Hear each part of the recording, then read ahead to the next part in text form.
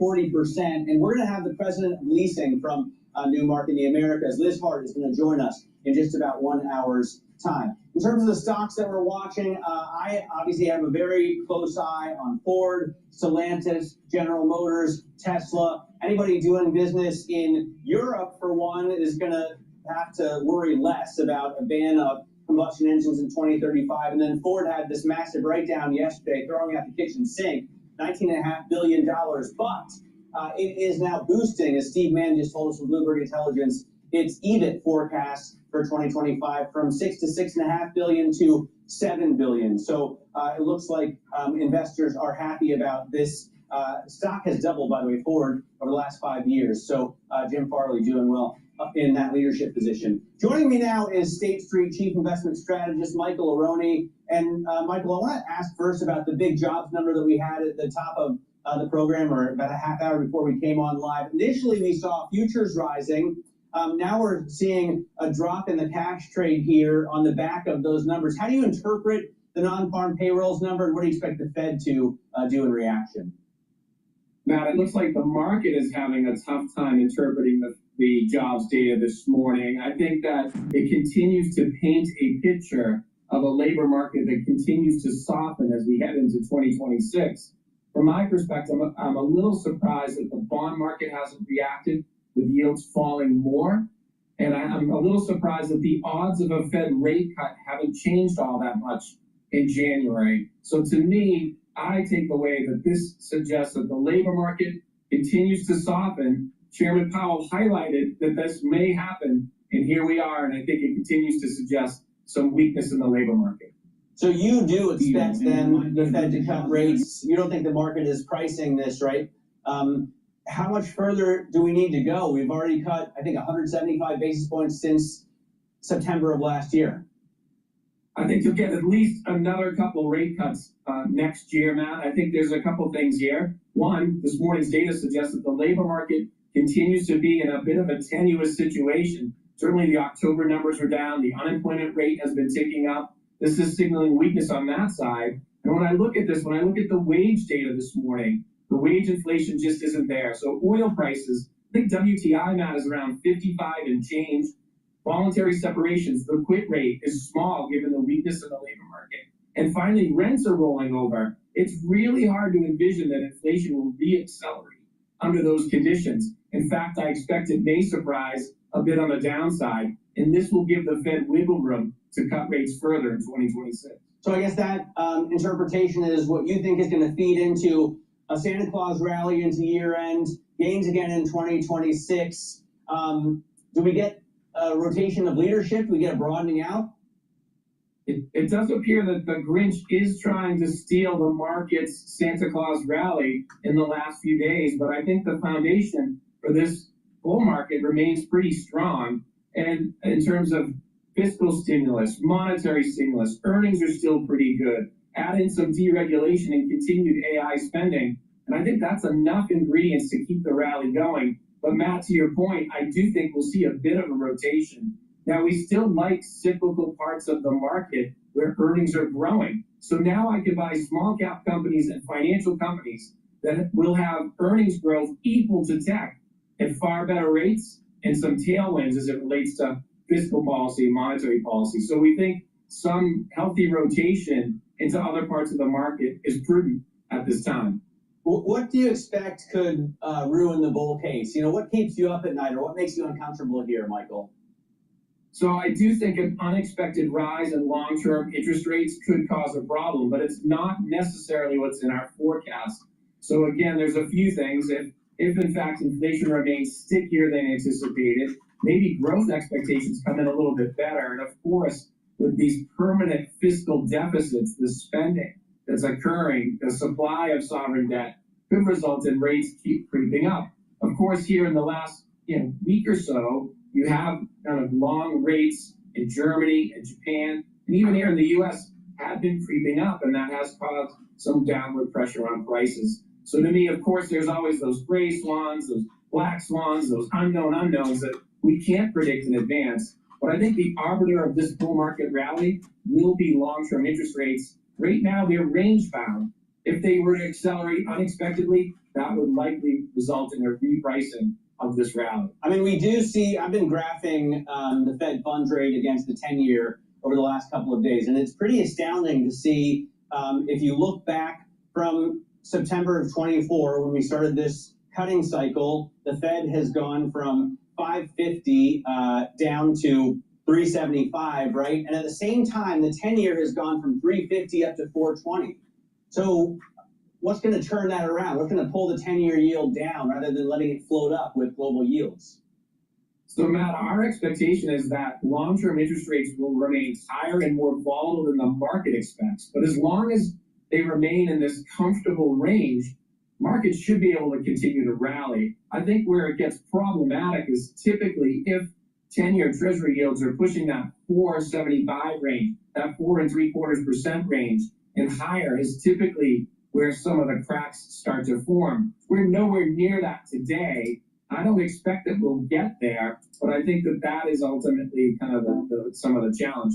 What would cause it? Certainly investors who are demanding higher compensation for lending their money to governments, including the U.S., that would be certainly part of it. Stickier than anticipated inflation would be part of it as well. And on the flip side here, Matt, I think that a fall in rates, an unexpected fall in rates, would suggest the economy's hurtling towards recession. Not our forecast, but that also would be equally concerning. So what we're hoping for is this range bound to continue, and I think it will.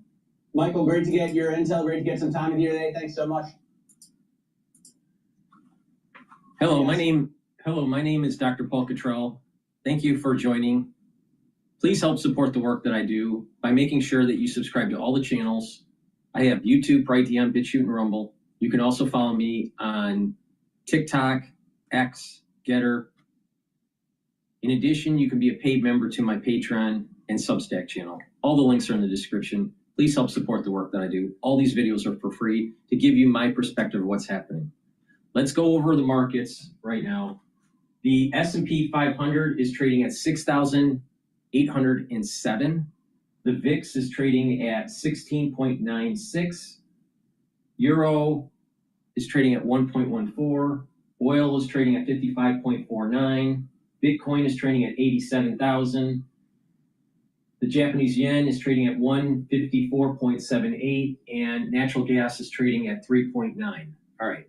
So natural gas futures have really dropped. Oil futures have dropped.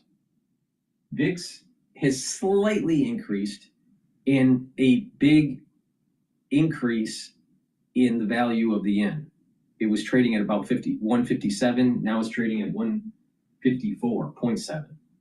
So there's a little bit of stress in the international markets that haven't really driven the VIX index up yet. I still have a target of 6,850 for the S&P 500. You know, like I said, it's trading at 6,803 right now. So I still hold that target for the S&P 500. So 6,850. Now, in terms of energy, I think that there's an agreement between Trump and MDS to keep the quantity of oil high in inventories, and therefore the price is going down. Now, that's for two reasons. One, to choke the cash flow for Russia, right? The lower the price, the less Putin can have money to wage the war in Ukraine. That's one reason. Reason number two, I think that there's going to be a $4 pop on oil when the United States does their major operation on Venezuela. I'm surprised that the Venezuelan operation hasn't taken place yet. So if it's trading at 55, 56, pops back up to 60. Now, I mentioned this in a few videos ago where oil was trading at about 59. And I was thinking it could pop to 64. So at this moment in time, if the war started right now, I would suspect that futures for oil would pop $4 and would be at about the 60 range. Now, energy futures can't, for the United States, they can't stay at the 55 range, because that will have energy producers slowing their production down and draining down their inventories that have been built up. So it could, it could be trading at 55, even below 55 for maybe a few weeks, but that's about it. And then it's going to have to come back up to 60. So this is a good time, if you have cash on hand, to actually start getting into the oil market and long it. Now that's oil. Now for natural gas, it was trading in the high 4 range, like 4.9. There was even a 5 handle shortly, and then it came down. This dropped a lot, and we're in December. Usually January and February are higher prices for energy, for natural gas futures, usually. We're probably going to have a cold winter. On top of that, major feedstocks for energy to run these AI servers, our electric grid in the United States is primarily coal burning and natural gas. So we should see a blip up in natural gas here. So we'll see what happens, especially when producers in the United States start slowing down their production of energy because oil futures are too low. They slow down their production, and we should see natural gas start to go up. So right now it's at 3.9. I think fair value is around 4.3, 4.4. So that's where we're at right now. All right, thank you for watching. We're live streaming on YouTube. You can watch the telemetry screen on YouTube. You can also watch the larger screen on Rumble. You can watch on my website, the-studio-reykjavik.com, both versions under broadcast live. Please go to my store and help support the work that I do. All these videos are for free. You can donate on my website. You can donate through Stripe, PayPal, or buy me a coffee. You can be a paid member, like I said, through Patreon or Substack, and get the great products that I offer. If you've been paying attention to me, I tell you what you need to do to boost up your immune system, because this cold season is going to be problematic for a multitude of reasons. Stuff's floating around and people aren't feeling well. So I'm telling you how to mitigate that. Please go to my store and get the structural nano silver soaps. These are very high quality soaps that will help with the health of your skin and neutralize. You can get it in lemongrass, charcoal tea tree. You can also get it in lavender and peppermint. Very high quality. Get a few bars for your household. You can use them as gifts. They're awesome as stocking stuffers. So please help support the work and boost up your health. Another great way to boost up that health is to take the Max 35. It's 35 parts per million, or Cleanse, which is 30 parts per million. You take it every day to boost up your immune system. Take a teaspoon a day, swish it in your mouth, gargle 20 seconds, and swallow it. What this will do is improve the health of your oral cavity, your oral pharynx, maintain your mucosal barrier, help the health of your epithelial cells. If you're not feeling well, take a tablespoon or 2 a day. Or if someone around you is not feeling well because of the cold season, it helps to neutralize and boost up that immune system. I've been using this protocol for over 5 years. So please, take my advice. This is part of my anti-aging protocol to help boost up the immune system and slow down the aging process. Take it every day, but especially during the winter season. All right. Now, I want to play a video by CNN talking about Brown University's new video release. Hoping there are new leads in the urgent manhunt for a killer who is very much still on the loose. He killed 2 people in this building right behind me and has been on the run since Saturday afternoon. Police now have released new images of this person, the individual they believe to be connected to this shooting. You can see them right here. Here are 3 pieces of new video. They're asking for the public's help here in this new video, which is clearer than the images we had seen. Officials are pointing to the fact that this individual they believe is about 5 feet 8 inches tall. They identify him, the FBI is calling him stocky. You can see the jacket there, two-tone jacket, maybe a little bit of green, and clearly the man is masked. There also appears to be an identifiable gait in the way that he walks. Officials say he should be considered armed and dangerous. They don't know whether he is still in the area. It's been nearly 72 hours now since the shooting. The FBI is offering a $50,000 reward in the case, and they are asking for both help and patience. It's painstaking work. North wins, an upset for the ages. So I would ask the board, what if our next app wasn't slow? It's painstaking work. We are asking the public to be patient as we continue to run down every lead so we can get victims, survivors, and their families, and all of you the answer you deserve. All right, this comes after police cleared and released another man who had been described as a person of interest in the case. That was a move that led to concern and confusion on campus and all around the city. With me now is CNN's Lee Waldman, who arrived on scene here Saturday night after the shooting. Has been all over the campus and city since. Bring us up to speed on these new developments in the investigation. Well, John, the images, the videos and pictures that were released at the news conference yesterday, these are significant because you have to remember the 2 videos released prior to that, they were blurry. We didn't see any kind of image of this person's face, but you can see it on the videos on your screen right now. You can see part of this man's face. It's covered by a mask here, but it was a distinctive video release because the AG says this would be the key here, pulling those threads to try and blow this case wide open. We asked him about it last night at this news conference, and he said the next 24 to 36 hours are very key in this investigation. They could blow this whole case wide open. You mentioned that distinctive gait that he has. Well, we're looking at this. It's just my observation, all right? But the guy looks out of shape, all right? He's a little overweight.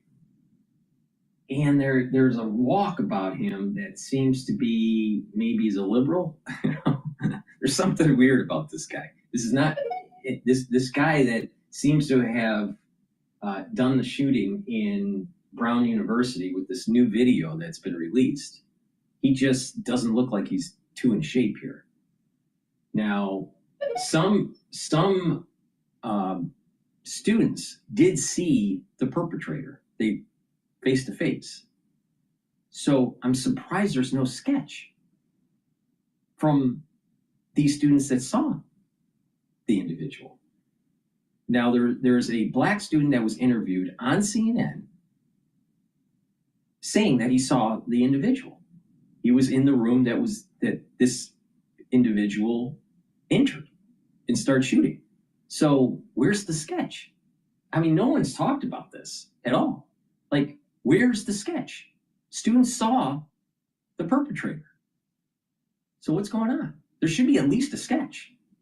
So it's a little fishy. Like, no one made a sketch of this guy? Everyone was on their cell phone and didn't look at the individual? We know people saw the individual.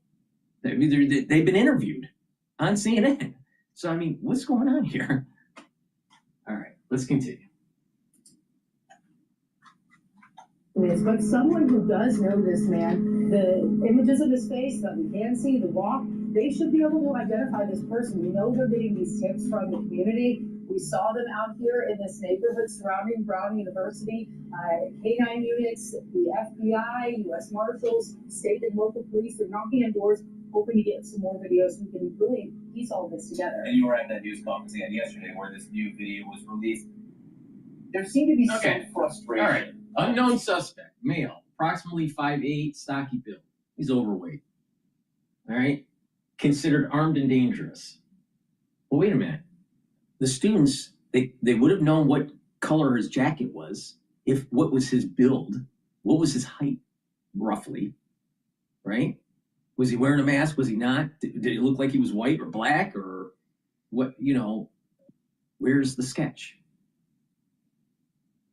You know, I haven't been watching too much of this. I've been watching enough to be a little bit informed about what's going on at Brown University. I'm surprised I haven't seen anything about a sketch. The press asking, I think, important questions to law enforcement about what's taking so long, why it's coming out in stages, and the police and law enforcement in general may be frustrated and a little tired too. Absolutely, and the law enforcement were asking these questions, things that we're hearing from the community, asking why we're not seeing more. Is there any more video? And they're telling us this is just a part of the investigation. Give us some time here. Community members also telling us that they're frustrated. They want this manhunt to come to an end. All right, Lee Wellman, again, you've been here for days now. Great work all over this area. Thanks so much for being with us this morning. As we said, they were facing a lot of questions, police and FBI, about how they are handling this after this initial person of interest was cleared and released. Law enforcement had to get back to work. You're seeing what they've been doing here in this neighborhood, going through neighborhoods, going into yards, walking down the streets, knocking on doors. This was yesterday, right? 2 full days after the shooting, which tells you where they are. Listen. They have very little to go on. From my observation of this, it looks like they have very little to go on, and they're running around trying to find a gun. We have known since Saturday that the potential suspect walked down one in the first video. Why would you be now looking in the bushes for something on Waterloo Street 2 days later after it snowed? So I just answered John the same question about investigations. They turn and lead in a different direction. We might have used all our energies in the first few days to investigate something, and here we are now headed back to that same place to continue to investigate, and that's why you saw that, because the investigations change on a daily basis. All right, with us now, CNN Senior National Security Analyst Julie Kayan, former Assistant Secretary for the Department of Homeland Security. And one new bit of information, Julia, which really tees up the question about where we are. Late yesterday, law enforcement put out a note for anyone who was in that building, Barrett and Holly, which is the engineering building where the shooting took place, saying, hey, we want to talk to you if we were in that building, which seems like a reasonable request, except that it was 2 full days after the shooting itself. So what does all of this tell you about what's been going on? I mean, the person of interest, and I think the FBI sort of saying, we've got our guy, and disclosures by Director Patel, delayed this 18 hours. I mean, I will tell you, I saw pictures of them looking through the snow and everything. It snowed. You and I were standing here in the snow on Sunday. Most evidence is now gone, right? Like, so if he dropped something, if there were fingerprints or whatever, most of it would be gone. So I mean, and they admit it, they're delayed about 18 to 24 hours. Also, students are gone. You know, memories, lives of people are traumas. People are all around the country, around the world now who may have been in that building. So it's just going to be harder for them. Now, I don't know what they did. I don't know what they did, but when law enforcement went into the rooms and cleared the building, they should have corralled all the students that were in the engineering building, all of them, and said, did you see the perpetrator? If you did, then explain what you saw. Do you have a video or whatever? I think it was poorly managed because from my understanding, now I don't know a whole lot about this. I only know, what the average citizen would know, all right, in terms of just watching the stuff on CNN or whatever. I haven't heard anything about a sketch. I haven't heard anything about making sure that all the students were questioned. What did you see? What was he wearing? What kind of gun? Was he in a mask? What color of hair? Whatever they knew. What did you see? Now, a lot of them weren't in the room. They were in the building.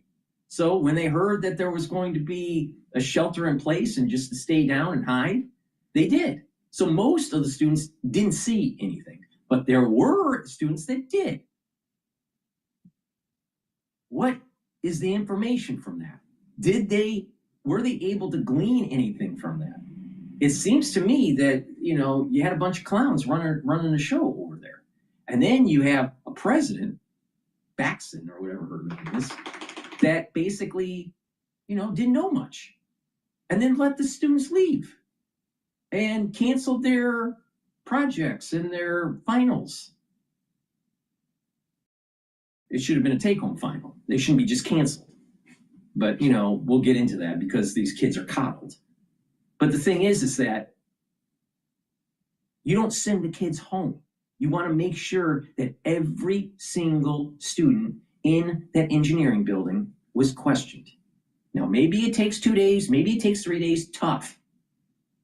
But to be able to make sure that all the information was collected. And we know for sure that there were students that saw the individual because they were interviewed on mainstream media. Now, is mainstream media lying? Well, maybe, but I doubt it. But I'm just saying, where's the sketch? Where's the sketch? I don't see the sketch. I mean, maybe I'm old school, but I remember every time there was something like this, there was always a sketch that was on the local news.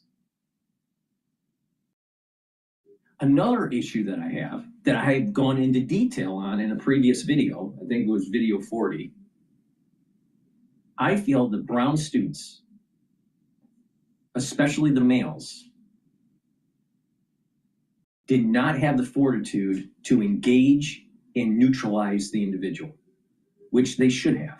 They should have neutralized the individual.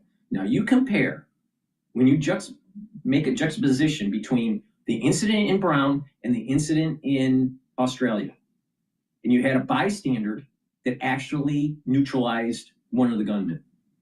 Why weren't some of the engineers, males, coordinating with each other that were in the building to either neutralize the individual, even if he had a gun, neutralize the individual, because it was only one person. If you have enough of the guys overpowering, you're going to neutralize the guy. And if that guy that's walking around really is the suspect, he didn't look like he knew about weapons, nor did he look like he had good fitness. So with 3 relatively fit students, they could easily overpower him. Secondly, they should have had the brains to go outside and make sure no one exits the building, so that when the law enforcement came in, they would be able to capture him. So you have engineering students, which are much higher IQs than lawyers, doctors. Engineers have the highest IQ in terms of students in all subject matters. All subject matters. On average, an engineering student is higher IQ. And they didn't have the fortitude to see that you either neutralize the individual or you make sure no one escapes the building. Now, we know that students that were in that building heard the shots, ran out of the building, ran across the street, called their mommy, and then went to a friend's dorm to hide in the bathroom.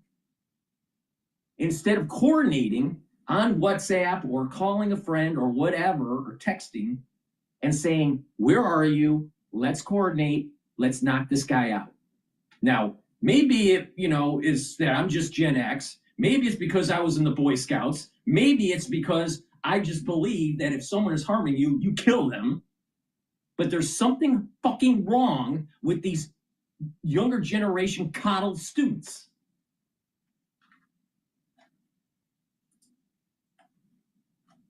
To doing a restart, but this is unfortunate, and the public does not want to see law enforcement agencies sort of throwing each other under the bus. So that said, what we did get was the new video released yesterday. Yeah. 3 separate pieces of video at this news conference, along with some photos and a $50,000 reward. Right. So all they got is this fat schlub walking up and down the street. Maybe he's the suspect, maybe he's not. We don't know. But if this guy was it, he would have been easily subdued by students. It would only take 3 male students to do this, to knock this guy out. They were afraid. They were afraid. And you look at what happened in Australia, and a bystander decided to neutralize one of the gunmen and save lives. Big problem here. Big problem.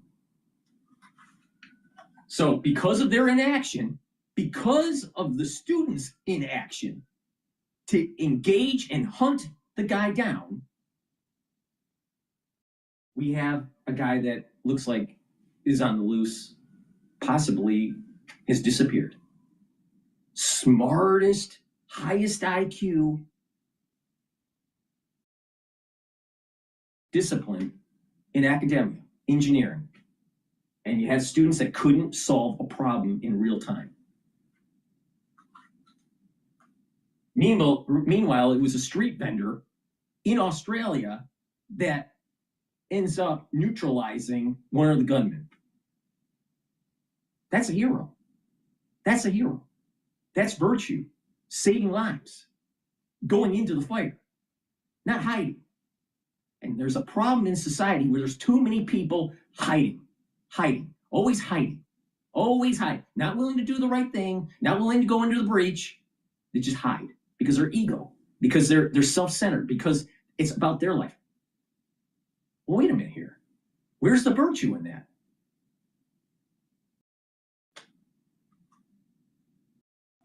I'll tell you, never, ever, ever, ever, ever hire someone from Brown University. Why?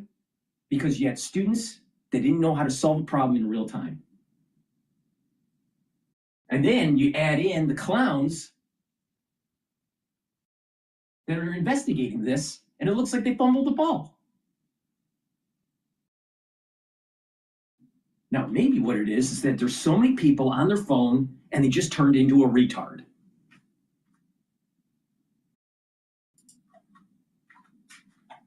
Can't see his face here, but there are some recognizable things, perhaps, for someone who knows. So this, and let's combine that with the $50,000 reward, which seems it's money, but it's not like a huge reward. This money and those videos are someone is recognizing him. He has a friends, he has colleagues, he has a girlfriend, boyfriend, whatever. Someone will recognize this, and the $50,000 is essentially we're going to make this. You know, we need you to come forward.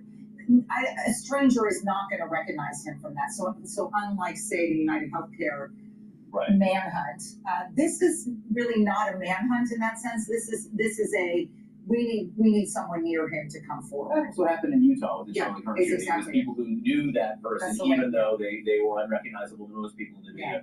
I want to ask you a question Angie Anderson asked me last night, and it's one that more and more people are asking. You know, Providence is a city of some 200,000 people. Presumably a lot of cameras around. Brown University has a lot of cameras around. How can it be that there aren't more pictures? I can't answer this. I'm your analyst. I cannot answer this. There's a couple things, you know. Did he know where cameras were on the campus? You just have to ask yourself that, so that he's sort of diverting himself and his position. But they are looking at all cameras now. The city is back open. They're gonna, people who weren't around Saturday and Sunday were back at work yesterday. Maybe they'll find something.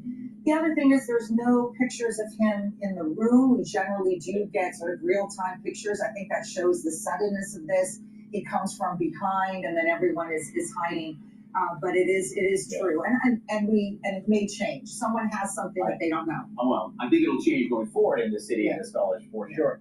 One of the things they say about that building, there's just not a lot of cameras in that building because it's sold in this neighborhood, which is on campus, but the edge of campus. Instead of talking about the cameras and how many there were available or not available, why didn't they really get to the root cause of the problem? Why didn't you have 3 male students in that building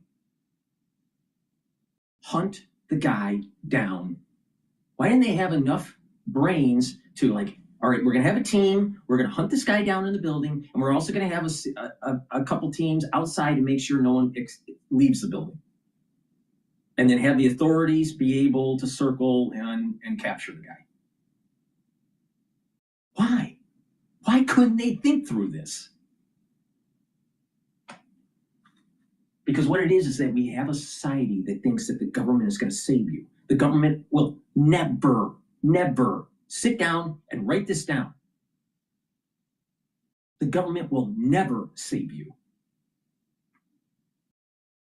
It will always be after the fact. And then they'll pat themselves on the back saying how great of a job they did in investigating. Meanwhile, the carnage is already there. That's what the students are coming out of elite institutions. And they're going to be your fucking leaders. Bullshit.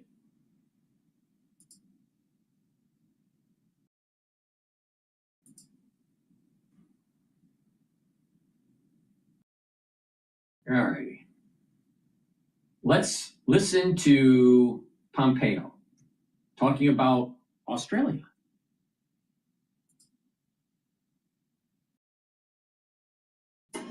Showing up late. On purpose. So busy. Classic corporate power move. Meanwhile, 19 minutes before the top of the hour, that foiled terror plot igniting a global conversation about the challenges facing the West. As we learn, the terrorists behind the anti-Semitic attack in Australia over the weekend had bombs and ISIS flags in their car and recently traveled to the Philippines, known as an ISIS hub. Fox News contributor and former Secretary of State Mike Pompeo joins us now. We seem reluctant to go back to the future and talk more about ISIS and Al-Qaeda. Why is that?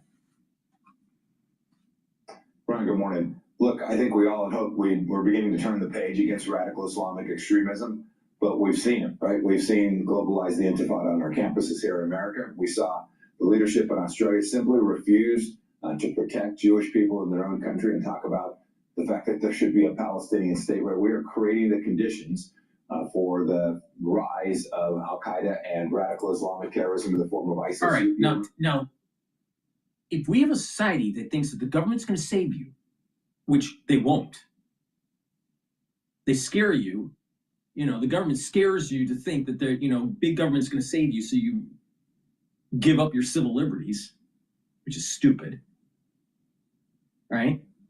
But when you have a society that's not willing to fight back, then people will take advantage of you. Now, do you think that there are terrorist cells in the United States now, especially with the porous border from Biden? Of course there are.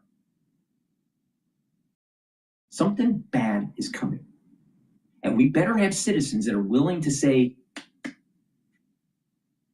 we're going to engage and we're going to fight back.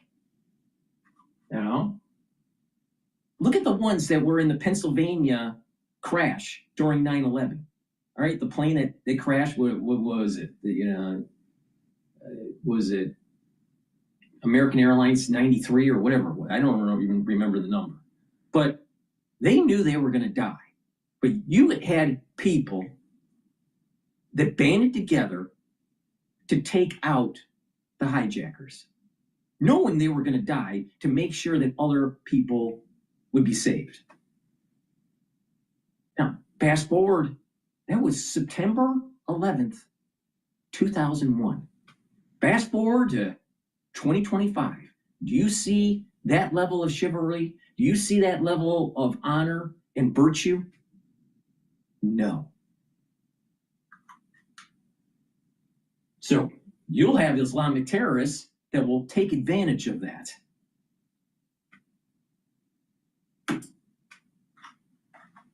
Brian, when I was CIA director and then Secretary of State, President Trump took down ISIS in Syria. But make no mistake about it, the immigration that's taken place in the last 4.5, 5 years, and now the reluctance to talk about the fact that this extremism continues to remain, the Muslim Brotherhood and ISIS-affiliated efforts. We have to be serious about this. It will come not only to the United States, but to Europe and Australia and other places as well, if we don't remain vigilant and call it exactly what it is. So we lost two U.S. Army National Guard members of Iowa in an ISIS attack in Syria. Moaz Mustafa with the Syrian Emergency Task Force says right now, the good news is we've teamed with the current Syrian government, and together they're already taking action for the retaliation. Listen. President Trump hasn't just vowed retaliation, he has begun implementing retaliation. And in coordination with Syrian General Security Forces in the Badia area, including Palmyra, where this horrific terrorist attack has happened, there has been major sweeps of every city. ISIS cells have been both arrested, neutralized, and there's been some arrests. We're going, and the U.S. military and Syrian forces are going after every ISIS network across, including people who had previous relationships with anything ISIS related are being pulled in, and there's been, and so that's ongoing. The enduring defeat of ISIS will happen under President's watch. I'm confident of that. Are you comfortable that we have a partner with the current Syrian government? Brian, it's all about deeds, not words. We know the former Syrian leader, or the Syrian leader, was a former senior leader in Al Qaeda. We need to make sure that he is serious about stamping out extremism. He needs to be that good partner. It's not about what he says. It's not about a press conference. It's about, does he deliver the actions, the on-the-ground actions that do exactly what you described? You know, Brian, we all, there's a tendency to want to turn the page. I think you captured that perfectly. But never forget, Hamas is not going to lay down its weapons voluntarily. Hezbollah is not going to go away. The regime in Iran is hosting Al Qaeda. They are going to continue their resistance movement, their Islamic extremism resistance movement. And whether it's the leadership in Syria or the leadership in Australia, every single leader has to do the hard work. It's important to keep America safe, and it's important to prevent these kind of attacks from continuing to proliferate as anti-Zionism continues to be on the march in too many places around the world. You can't ignore the intelligence of the Israelis who tried to tell the Australian government, you can't have these guys going to Philippines and coming back and not be watching them. That used to be a red flag. Let's talk about another trouble spot, Venezuela. As we know, it's been a problem for about the last 25 years. Previous administrations, this administration will not tolerate it. And there's been 3 more drug boat strikes over the last 48 hours. Today, Congress will get briefed, as they've been asking, again, even though there's been 13 of them, by the Secretary of War and Secretary of State Marco Rubio. About Secretary of War. Someone's messing around with us, we kill them. All right? If a group of students are being attacked by a shooter, the students need to band together and kill them. If there is a terrorist attack on a beach, people need to band together and hunt them down, kill them. If you have ISIS that's killing our soldiers, with overwhelming force, you destroy them. If you have narco-terrorists that are doing the opium war 2.0, that's helping China, you kill them. But we have a society that's coddled. We have a society that's not willing to fight. We have a society that's low T. We have a society that's been eating all those chemicals, and then all of a sudden they get so fat and they can't move around. They have all these syndromes. You have a society that's so focused on their phone that they turn retarded. It's amazing. I mean, it's amazing. These students at Brown that were in the engineering building, especially that were in the room that got shot, guess what? Their parents coddled them.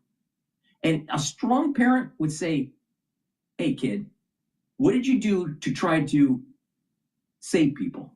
Oh, you didn't? You didn't do that? You ran and hid?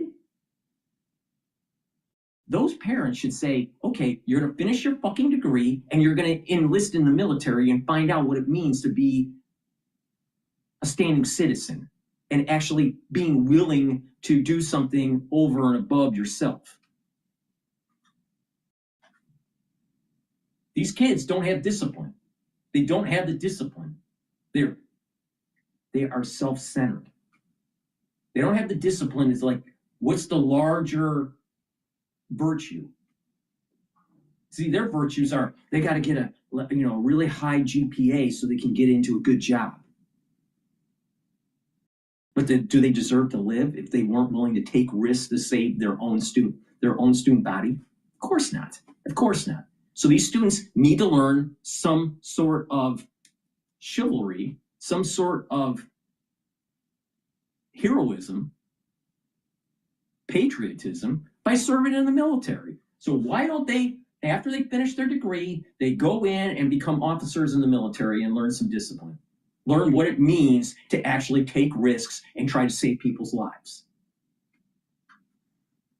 No, the mainstream media wants to say, oh, those students, they're the victim. They're the victim.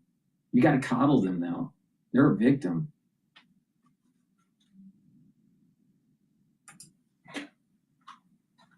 boat attacks, as well as the objective with Venezuela.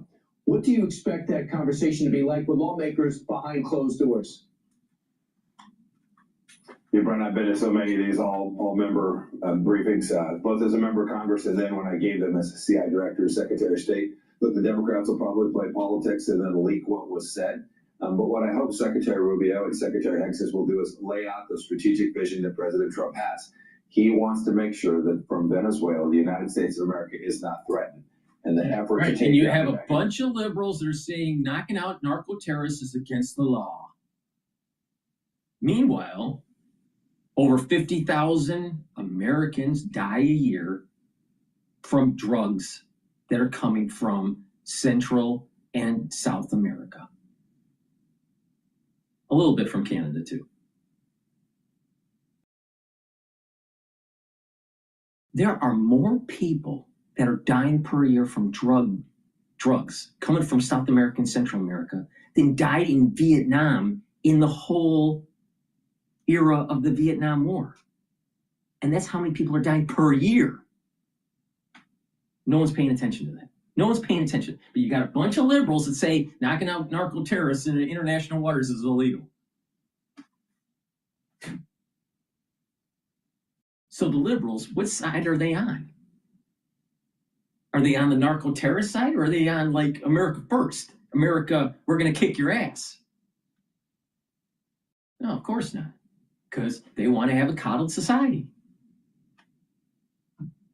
What they want to do, see, when you step back rationally, calmly, what this is really about, to try to demasculinate the male. They want to turn off alpha males in the society, because alpha males are the sheepdogs. And so when you turn it off, you have incidences like Brown that take place, where there were no sheepdogs, just a bunch of sheep in the engineering building. Lifeline, which is this crude oil that is going transiting from Iran into China and back out of Venezuela, transiting that will get it his economic lifeline. I can imagine it's very difficult to get life insurance if you decide to go be on a vessel off of Venezuela today, transiting drugs or crude oil.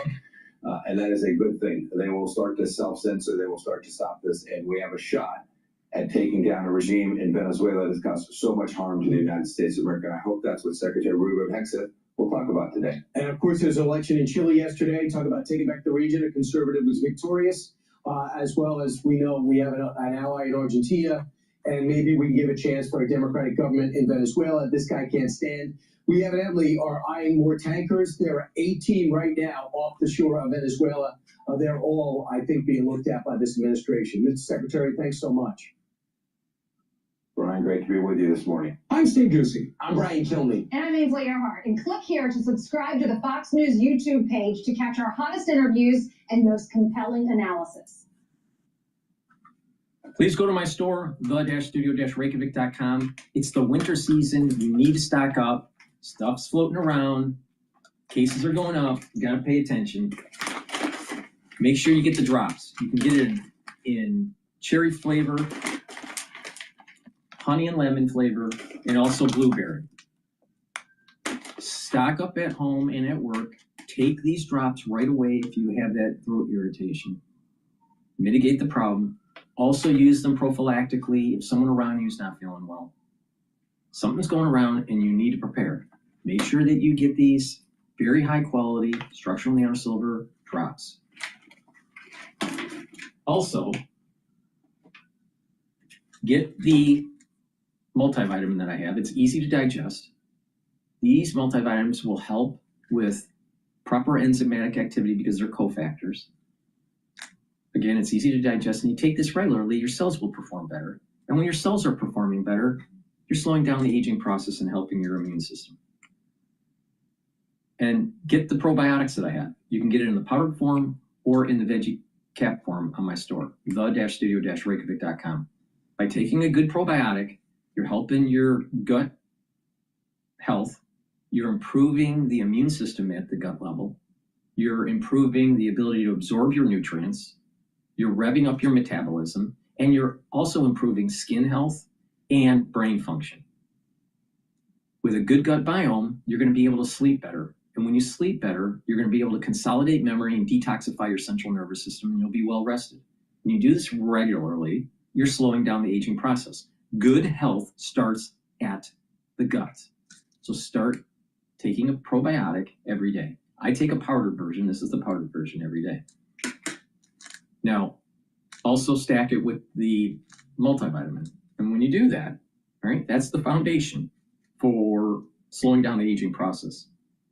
The first pillar on top of that foundation is the Max 35 or cleanse to boost up the immune system, C60 to soak up free radicals. The third pillar, turmeric, ashwagandha, and lignans to boost up the immune system. And the fourth pillar, Boomer Boost, to rev up your metabolism and your energy levels. And if you pay attention to what I just said, you're targeting all the points of aging. And then you add to that, if you can afford it, and you'll supercharge that anti-aging. But the point here is that it's something that I do every day. I'm in my 50s, right? And get the deodorants, dual purpose. You can get it in peppermint, lavender, and tea tree, or in citrus. The deodorants are for males or females. It's dual purpose. Use it as a daily deodorant, but it'll also help to detoxify your body. When you're detoxifying your body, you're helping your immune system and your endocrine system. Why are these so important? They're made from essential oils from the Himalayas. You can't get a better deodorant bar. You can't get it anywhere, all right? There's nothing better than this. So please go to my store, get this deodorant bar, use it every day, and boost up your immune system and endocrine system. All right, let's listen to the New Year's Eve foiled attacker plot by the FBI. The FBI has arrested 4 alleged members of a radical left-wing group accused of plotting New Year's Eve bombings in Los Angeles. They wanted to attack the U.S. on New Year's Eve. The 4 self-identified as part of an extremist group motivated by pro-Palestinian, anti-law enforcement, and anti-government ideology. Officials say they were plotting to bomb 5 separate locations across the California city and had explosive components, fuses, and IED materials in their possession. They were also planning on attacking ICE agents after carrying out the New Year's Eve terrorist plot. All 4 have been charged with conspiracy and possession of a destructive device. So here we are once again, worried about extremists from radical Islam. Lee Carter.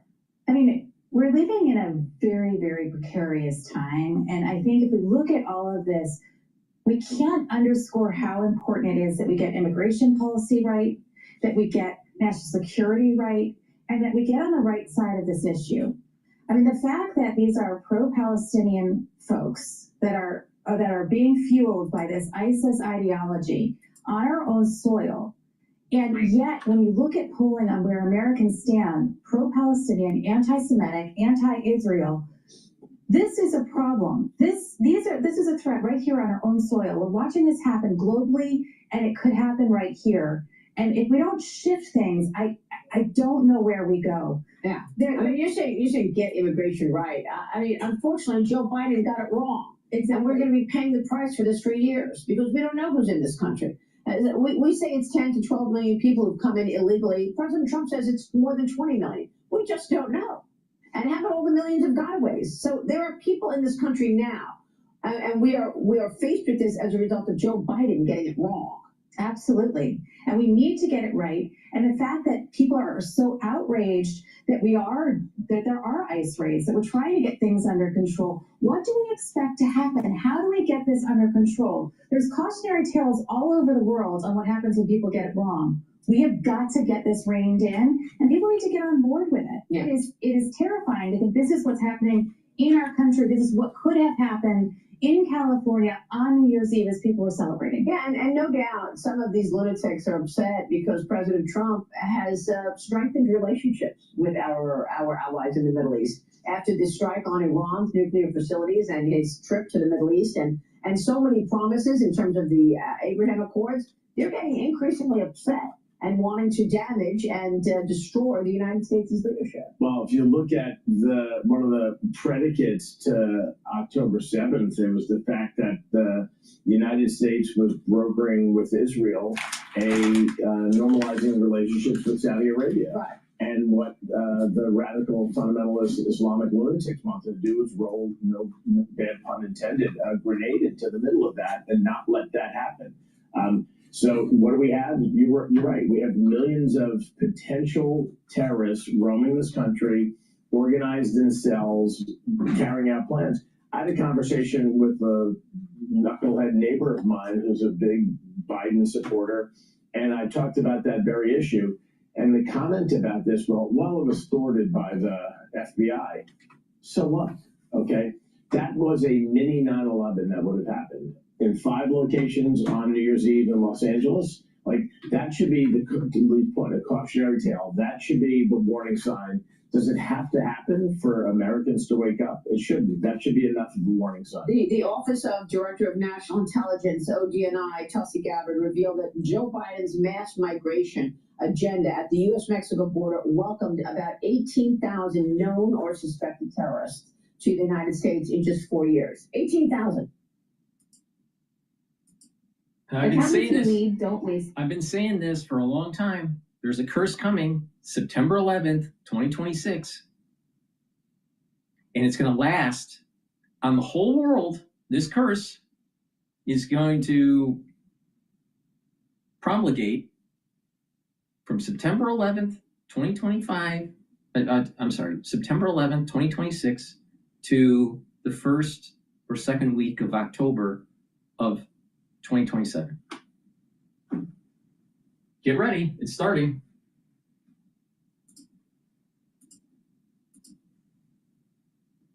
Also believed connected to the TILF group, was also taken into custody for allegedly planning separate attacks in New Orleans.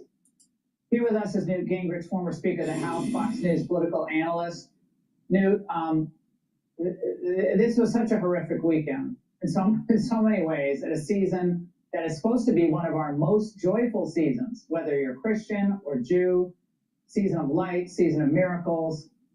Your reaction to first what we are seeing with these thwarted attacks in the United States and these pro-Palestinian or even pro-Hamas groups that are obviously plotting behind closed doors to do harm to the United States?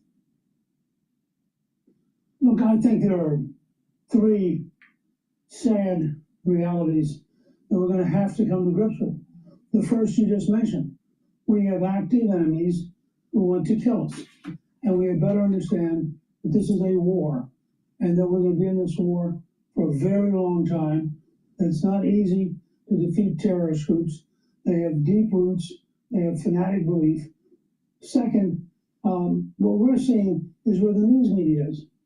If you go to Nigeria, for example, or Sudan, or a number of other places, the number of people being killed is horrifying. But that's not what the reporters are.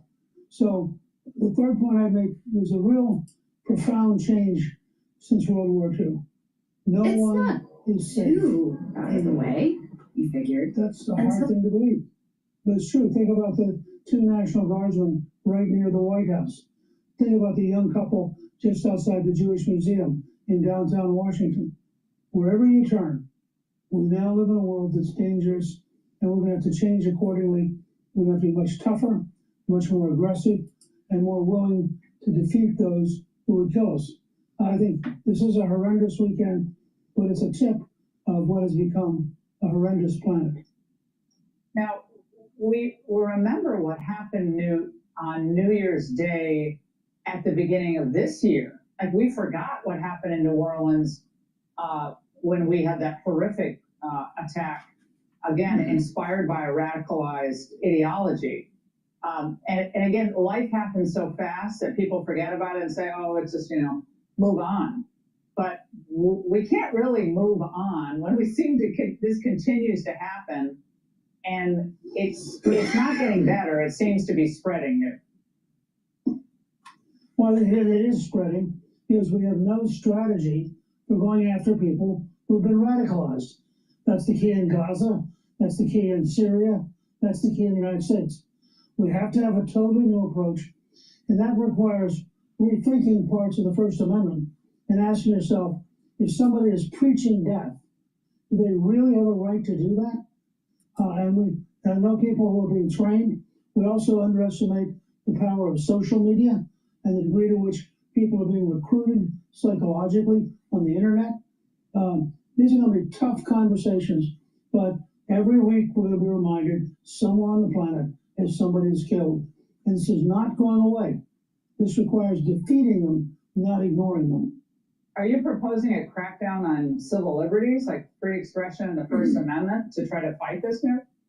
I'm not proposing that. I'm proposing if you're inciting violence, you should be arrested and taken into custody. But it has to be inciting violence. Otherwise, you can see this is going to be turned on conservatives at any moment.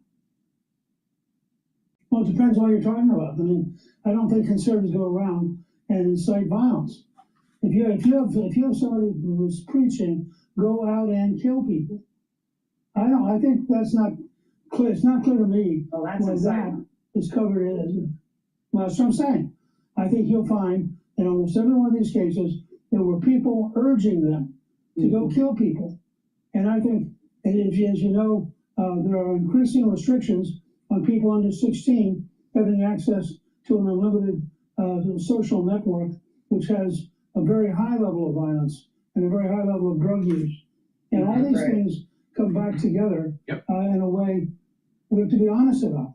You know, we have a spiritual problem. We have a cultural problem. That's why I keep on saying it's about God, country, and family. It's about God, country, and family. You don't have those strong pillars in your life or in your society is a piece of shit. And we have a recruitment problem on the internet. That's for darn sure. I think it should be 18, not 16. No, it's been too long. Thank you very much for joining us tonight. Hey, Sean Hannity here. Hey, click here to subscribe to Fox All right, News. we're going to YouTube. go to the Hong Kong verdict here on Fox Business. Please go to my store, the-studio-reykjavik.com. Get the vitamin C and magnesium. This will help with your skin, boost up your immune system, and help with brain function. And the magnesium and zinc boosts up your immune system and helps with brain function. Brain function, especially when you turn 40, is super important. All right? To protect, to give it the nutrients it needs. In addition, to try to mitigate some of the problems that people have or will have in the post-crisis era. Right? It's the aftershock of 2020. So it's really important to pay attention and protect your neurons. Go to my store, get the vitamin C and magnesium, get the magnesium and zinc, boost up that immune system and help with your brain function. And you get an added benefit. Magnesium increases the efficacy of vitamin D3.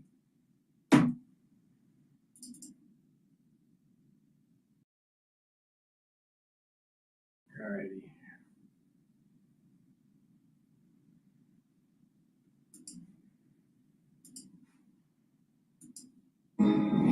Are you feeling like the Chinese Communist Party is pumping up the national security laws that they are putting in place, where they could arrest anyone who says anything about the CCP and take them back to China?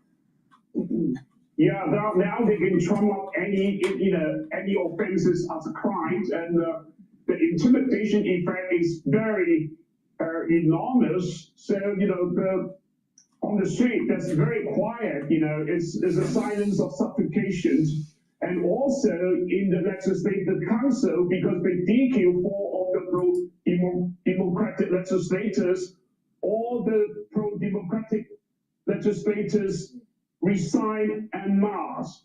So we will not have a voice or any fight in the legislative council or any demonstration in the street.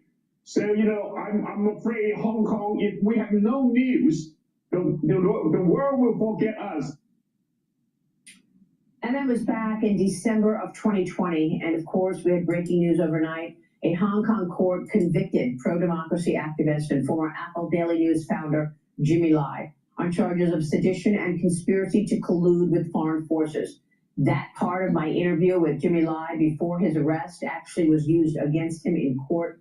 The verdict coming more than 5 years after Jimmy Lai's arrest after the 2019 pro-democracy protests in Hong Kong. That interview that you just saw, right after that interview, he was arrested. The 78-year-old has been in solitary confinement ever since, this entire time. The court claims that Lai's only intent was to seek the downfall of the Chinese Communist Party. A sentencing date has not been set. Jimmy Lai faces life in prison. President Trump reportedly brought up Jimmy's case to Xi Jinping during their October meeting, and the president has been pushing for his release. We will talk with his daughter, Claire Lai, momentarily. Liz Peek, your reaction.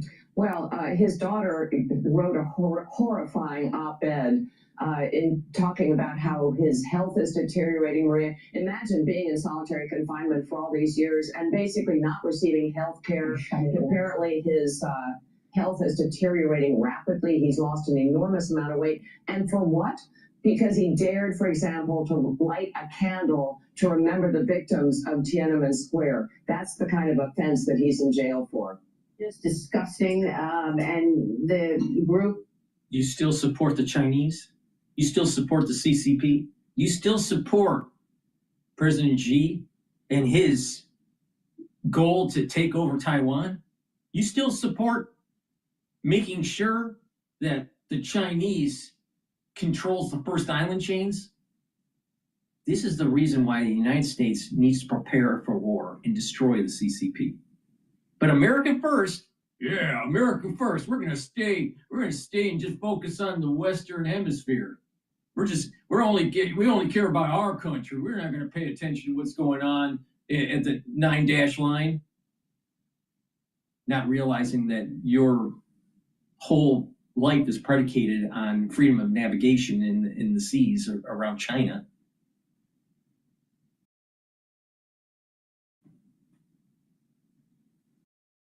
The CCP must be destroyed. Jimmy Lai's team writes, it is a dark day for anyone who believes in truth, freedom, and justice. Jimmy Lai's family's reaction to his conviction, urging the British government to bring him home to the UK before it is too late. Joining me now is Jimmy Lai's daughter, Claire Lai, joining us right now. And Claire, I'm sorry for you and for your entire family hearing this verdict. How are you doing this morning? Thank you so much for having me today. Of course I'm grieving, but I think I think one of the things I learned from that is to meet all adversity with a certain amount of cheer, and it's during the Advent period he wrote a letter to me to say that because I wrote a letter to him expressing certain worries and doubt, and he gently chided me and told me, why should I doubt when our Lord is so good? And I think that's what I try to remind myself of today in all days. And I know he's been drawing pictures of Jesus Christ on the cross in solitary confinement. When did you last see your father? I last saw my father in around the end of June, so it's been a few months. And you and your brother Sebastian have been telling us and detailing how his health has become more distressing, the conditions in prison, and how he's in need of medical care. What can you tell us? I know you just wrote this op-ed as well, going through it, Claire. What can you tell us now? So it's, his health in the last 5 years has deteriorated. At first it was gradual, but then in the last few months, last year really, it's been a lot more dramatic. It's, he's lost a very significant amount of weight. In less than a year, he lost 10 kilos, and that's after 4 years of having already lost a very significant amount. His blood pressure has gone up massively. He has heart issues. His nails are turning colors and falling off. His teeth are rotting. He has back and waist pains, and he has infections that last a month, and and he has heat rashes, and he's just a lot weaker than he was, as a robust and strong man going in. Unbelievable. And you wrote all of this in a very moving piece for the Washington Post titled, "My Dad is Shrinking to Nothing. If China fails to act, he'll be a martyr." You write in part, quote, "He is innocent of any crime, but even though the Chinese government disagrees, I believe that setting him free would be to the government's advantage. If released, he would leave Hong Kong and pose no threat to the regime. His crusading days are over, and he wishes only to live out his remaining time in peace with family. Joining us around the dinner table once again, Claire, I'm so sorry for this and for everything your family is going through. The audience mourns with you. Well, tell us for a moment there, Jimmy Lai could have left, right? I mean, he knew that the CCP was out to get him, out to shut him down. They did not want him publishing what he was publishing in the Apple Daily News, but he didn't. He chose to stay and fight with everyone else because he was trying hard to keep freedom reigning in Hong Kong. What do you think he was thinking when he decided, I'm not going to leave, I'm going to stay, and I'm going to fight, knowing that he was going to get arrested? Back when he made the decision to stay, Apple Daily was still a company with over 800 employees in Hong Kong alone. I mean, he didn't want to leave his staff behind, and he was proud of their work. And I think, not just then, but throughout the years, even the decision not to plead guilty and the decision to give evidence in a trial where the bench and the prosecutors were just so set against him. It's strength that can only be inspired by that can only be explained by the Holy Spirit. And when you're guided by the Holy Spirit, there's, in the judgment, they keep talking about the hate he has and for China, and they went full frontal on the U.S., describing it as the enemy of the PRC. But my father, when you're guided by the Holy Spirit, there's no room for hate or anger, I think that's what he draws his strength from, and yeah. Claire, do you think it's over, or do you think Xi Jinping can still reverse this, prodded by perhaps President Trump? I think this is a matter that will be solved and should be solved at the highest level for a sovereign to sovereign, and I hope President Xi does the only just and the only honorable thing here, which is to free my 78-year-old father. Okay. Well, we will keep Jimmy Lai in our prayers. Claire, thank you very much. Thank you so much for having me. Claire Lai joining us. Stay with us. We're going to go to Cash Jordan. He's explaining how the communist mayor is destroying New York City, and he hasn't even been sworn in yet. Please go to my store, the-studio-reykjavik.com. Get the Myotrol. You're gonna need to start building some muscles so you can fight these fucking communists that are in our country. Myotrol will help with the gene expression to build muscle. It has flavonoids, polyphenols, and lignans to help with that gene expression, do resistance training, gain muscle, maintain that muscle. This is really important to take, especially if you're 40 years of age or older. Why? Because your gene expression for muscle building has gone down. This will help to boost it up. And Myotrol can be used for athletes, younger or older, to build up strength. It's a great supplement. You can stack it with Gladiator barley to get added benefits to build muscle. But take this every day, especially if you're older. Make sure you do some resistance training. And get the Resveratrol. Resveratrol is a supplement I've been taking for decades. It helps with youthful gene expression, helps to get rid of cells that are in senescence. It helps to soak up free radicals because it's an antioxidant. And by soaking up free radicals and reducing stress on the cell, your mitochondria will perform better. You'll have more ATP.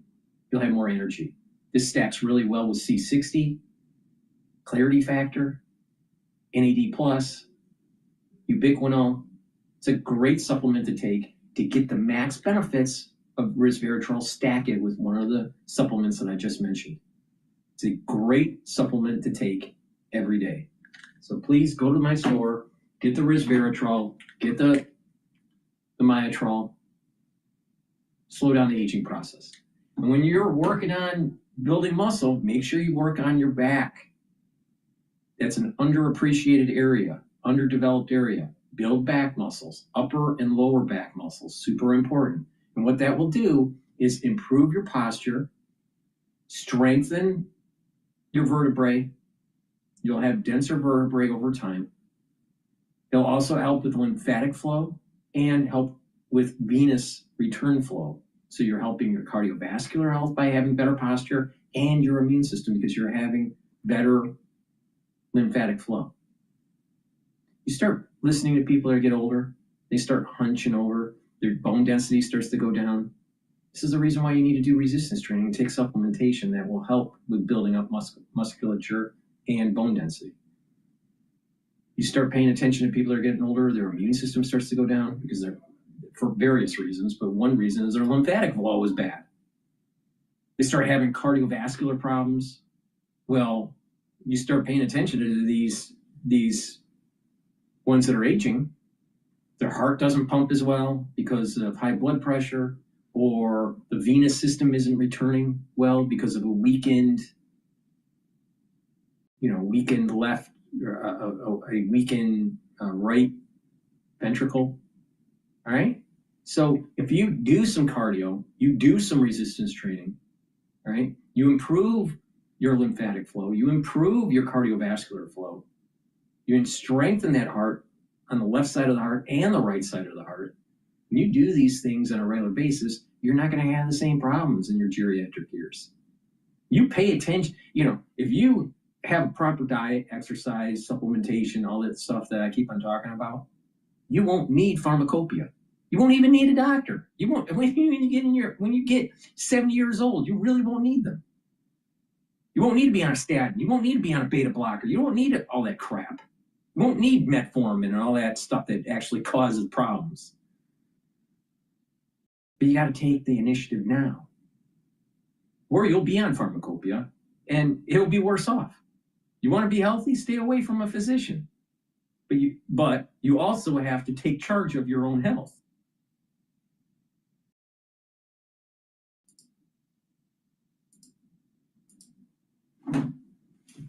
Have a new mayor-elect Bondi, campaigned on progressive policies, and we're beginning to get a glimpse at what that may look like. That's right, we sure are, and with the new mayor promising to end all homeless encampment sweeps, some residents here are sounding the alarm, wondering if the sad state of affairs in cities like Portland, Oregon will become the new normal here. As New York's already proven, it's incapable of helping people in need off the streets, and now may be set to doom them to a permanent life in the subway or outdoors. Will the shift lead to scenes that have plagued parts of California, like in San Francisco and parts of LA? Good question. Bondi clearly believes that won't happen, but his approach will have to be successful. The city's going to have to make major investments in housing, and he believes that affordability is at the root of homelessness. Connecting those New Yorkers to housing, whether it's supportive housing, whether it's rental housing, whatever kind of housing it is. If he's stating he's no longer going to implement a smart policy on our part, New Yorkers are going to see the repercussions of that. The MTA lost $918 million to fare evasion last year. That's 174 million stolen fares, and that's enough to pay for 90% of these people that are doing this are black. How do I know? Because I see it every day. In addition, it goes back to God, country, and family. If you have some affinity to God, some sort of ethics from a higher power, would you steal? No. If you have an affinity for your country, would you conduct yourself in public and in private where there's more virtue? Yes. If you have an affinity for family, would the society be more productive and there would be better GDP growth, happier life? Yeah. But what you see in New York, atheism, lack of country affinity, anything goes. No patriotism for the flag. Very few people in New York ever served their country or even had family members that served their country. Bunch of liberals. And most people in New York They don't have family. Oh, you're a female and you're young and you're starting out in your career. You're a young professional. Oh, you can wait. You're only in your 20s. You can wait. Everything will be fine. And then all of a sudden, 35 comes around and they don't look as well. No one wants them. Oh, 40 happens. Can't find their husband. Oh, 45. It's too late. Ovaries dried up. That happens to about 60% or more of the professional women in New York City. God, country, and family. Or 630 new buses. The legitimacy of the system is at stake. Well, that's another thing. You got to take safety into consideration. Get these people in the proper facilities, not the subways. It's dangerous. It's hence on the subway with traffic, rush hour traffic. How's that going to work? With the help of Xero accounting software, I've got the right information at my fingertips. So I can take my business anywhere. Xero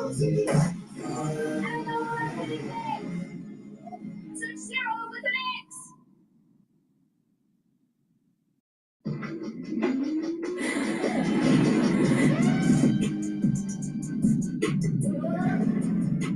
Ultra fit. With room for your... God, I hate this music from Cash Jordan. So the new mayor is fighting with the old mayor on the quote-unquote issue. Just so I can go on a tangent, because it's my show and I can do whatever I want. You know, the thing is, I can't stand his soundtrack. I don't like anything dealing with rap. Rap sucks. Rap actually is part of the reason why inner cities are declining in health and in wealth and in social cohesion. Rap music has destroyed urban cohesion.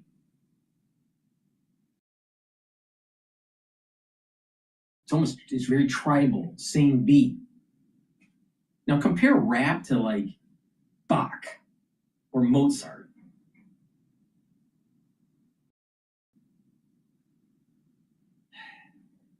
God, I just can't take it anymore. You know, it's just like everyone wants to turn every city into a jungle of homeless encampments and whether or not they should be cleaned up. But nobody's talking about how this right here should not be an issue at all, yet it is, because the city's laws keep it that way. And now the new mayor wants to go even further, guided by the progressive mindset that allowing someone who needs mental health services to remain in need of those services permanently is the greatest form of compassion one could extend to their fellow man. Never mind that if you or I had a friend, a family member, a son or daughter who we knew was living in the subway in New York City, we would be down there immediately pleading with them and dragging them out if necessary to help them. But that's not how things work in New York, and the entire reason we have homeless encampment sweeps is that the laws here only allow a person in need to receive help for a long-term problem in stints as short as 72 hours, after which the health system predictably fails another New Yorker who returns to the streets. Which brings us to the real reason here. The issue of homelessness in our city could soon become an even greater issue if the only time people get off the streets and actually get help is during an encampment cleanup process where there is a limited period of help offered to somebody for just a few hours, and that ends. When are people going to get off the streets? Are they going to have to live out there forever? This is a horrifying question we all know the answer to. And the result is virtually guaranteed by our non-intervention laws, which are about to be doubled down on. Laws which have stopped the current mayor from helping folks who need it, even though he's tried to do his best to get people out of encampments, which the city's other programs help maintain in perpetuity. When is this failed experiment going to end in New York City? Like always, they try to give away free Wi-Fi throughout the city of New York, but in every area where there's a free Wi-Fi kiosk, it's surrounded by homeless. None of these kiosks are ever used by tax-paying American citizens. Right. Ever. They are surrounded. Look, I got nothing against free Wi-Fi, But this commentator's right. This is just another thing that can convince somebody that they've got everything they need to live outdoors. And it's sad to see folks that think the street is where they belong. But devices like this that help stop someone from having a reason. So they can be plugged in and watch their TikTok outside while they're homeless. So they can be pacified.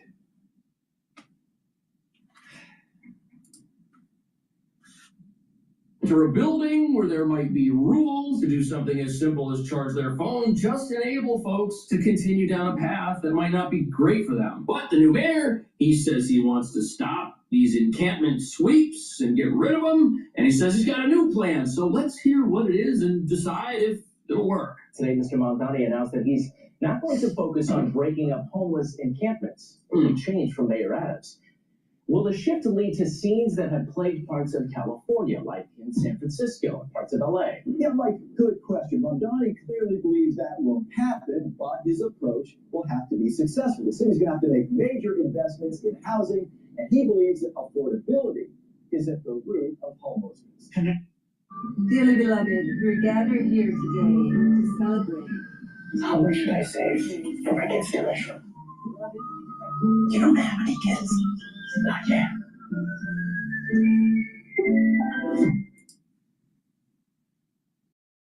Is at the root of homelessness. Connecting those New Yorkers to housing, whether it's supportive housing, whether it's rental housing, whatever kind of housing it is. When he took office. Okay, so the new mayor, he says the reason people are on the street is because they don't have a home to go home to, which totally disregards the idea that there are many different types of homeless people. Not everybody is homeless for the exact same reason. Sure, some people are living on the streets because their rent is too high, but that's not the reason everybody lives on the streets. And the big question that people have is, if you're gonna go out and you're gonna spend millions, possibly billions of dollars, building homes for people, what happens if the folks who those homes are for say, you know what? I don't want to live there. I want to stay where I'm at. Then what do you do? Because we already have facilities to help treat people and offer assistance. We have shelters that are not full. Now, this article here says the mayor has not given any specifics of how he is going to tackle the humanitarian crisis playing out on our streets. It is full of quotes from him on how the current system is not working, but there's no mention of what the new plans will be, probably because it is very easy to win an election if you point out all of the problems with the place where you live and you say, we need to fix this, we need to fix that. We gotta do this, we gotta do that. But do you owe back taxes or haven't filed in years? Now is the time to resolve your tax matters. Because with there being this national conversation around getting rid of the IRS and how unfair taxes are, this agency is fighting tooth and nail to prove it's here to stay by becoming more aggressive than ever. They're sending out more collection notices, more tax liens, and they've been collecting billions of dollars in revenue in recent years. If you owe the IRS, can take your wages, your bank account, your social security, your retirement. He's just doing it every time. I don't really care about that. All right. Rarest of cases. If you are not connecting homeless New Yorkers to the housing that they so desperately need, then you cannot deem anything you're doing to be a success. Dave Giffen runs the Coalition for the Homeless. The only way we're going to solve this problem is by creating enough permanent housing such that people don't have to live on subway platforms and live on the streets. And now we're going to do that? That's the plan? Because it's not like there were these cleanup battalions that went out there and took away someone's tent or their sleeping bag and just left them. No, that's not how this worked. This was paired with outreach, and in cases where there was a large growing encampment, say in the subway or out on the street somewhere, folks were helped off the street. Now, New York City's other laws that stop the programs behind a lot of these people don't have jobs or don't want jobs. A lot of them have mental issues and drug abuse and all this stuff. Would you want to hire someone that's like this? No. So if you put them in a home, how are they going to afford the rent? They can't. They can't. That's the problem.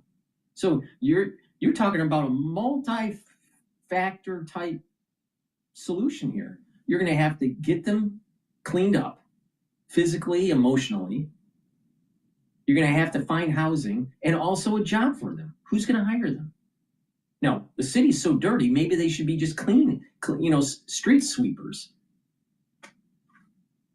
But this is a problem in New York. It's turning into a shithole. This from actually doing anything, that's another conversation. That's not something the mayor can just come in and change. But if we're just gonna walk past people who need help and do nothing, isn't that worse? Stopping this process is not a solution to anything, especially when building homes and houses won't happen overnight, especially in this city. But here's the thing, many socialist transformative leaders look at crises as a way to inflict society with their agenda one way or another. And perhaps to some in the incoming Mom Donnie administration, the more homeless there are on the streets, the more of a visual aid he'll have to preach about affordability and the need for government-run houses and grocery stores. Again, with the assumption that everybody's homeless because we don't have those things here just yet. Real estate leaders and members of the Partnership for New York City to figure out ways to cut red tape when it comes to housing the homeless. It takes 252 days on average to fill an affordable housing unit, which in the most expensive city in the United States of America should be the easiest thing that we do. That meeting comes days after he said it would be inhumane to break up homeless encampments. But how are we gonna do that? We can't even create enough permanent housing for millionaires in New York who want to go out and pay $10,000 a month rent. This city is so expensive. We're pricing everyone out. And these are folks with college degrees and jobs and six-figure incomes who struggle to afford a room in a multi-person apartment. We don't even have enough housing for people who want to pay for it. So how are we going to build it for people who are in need with money the city doesn't have? Right now, our housing vacancy rate sits at 1%, and this is in the rental market. 1% of apartments can be rented. Good luck building more apartments. We haven't been able to do that. If we had, we would have different buildings than these old dilapidated structures that are going to be rented to people until they collapse. And you know something? I agree with the mayor on his push to build more housing. There's this garden in a very wealthy part of town called the Elizabeth Street Garden, and that garden is owned by the city. They tried to build housing there for the less fortunate, and you know what? The neighbors and celebrities flew back to New York and came out against that plan and temporarily blocked it. The mayor wants to build a structure there to house people. And you know what? If we've got available space in a city where people live on the streets, since some people do live on the streets because they can't afford a place to live, we should build places for people to live. Absolutely. But here's the thing. When the zoning laws and entrenched interests rule this place and stand in the way of any type of new construction, even for-profit construction, which is why it doesn't get built, the idea that we're going to just doom people to living in a tent in the subway while we figure out where we could build a building for them is just, I just don't know how that's going to work. And the longer somebody has to live on the street, the worse their predicament gets, unfortunately. And there's a whole other problem here. Not every single person on the streets is there because the rent is too high. Not every single person on the streets used to work at a big four accounting firm like Deloitte and couldn't pay their rent and decided to go live in a tent on the streets while they commute to their office in Midtown. No, that's not every single person who's out there, sadly. And building homes for homeless people ignores that reality. It ignores the reality that to some folks, unfortunately, this is a lifestyle that they have chosen. What percent of the homeless would accept?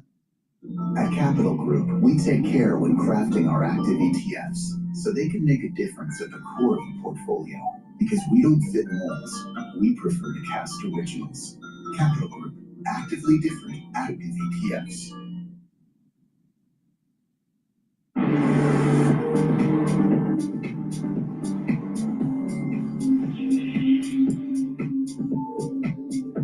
What percent of the homeless would accept housing today if offered? Depends on what type of housing it is. I'd say probably about half. Yeah, I've always said it's about 50%. 50% identify this as a lifestyle. The other 50% are open to housing. And of course, what you said depends on what it is. Yeah, well, A lot of us Wow. have shelters. These tiny home places, they were meant, I guess, to be tiny homes. You ain't allowed to have anybody even come to the gate and ask for you. I mean, Okay, so Kevin here works to advocate for the homeless in Portland, Oregon, where they have year-round encampments, even though the weather there is absolutely terrible during the winter. These are the tiny homes that the folks were talking about to get people off the streets, where these folks say, hey, look, I can't live in a place like that. I don't have any freedom. Can't live the way I want. Look at that. You know what? Look at that. Literally, it's the size of maybe 2 or 3 porta potties. Meanwhile, the billionaire Bloomberg keeps on making billions of dollars. I'll tell you, I'm just waiting for the asteroid. Where's the asteroid? I mean, in Hollywood, New York is destroyed almost in every single movie. Where's the asteroid?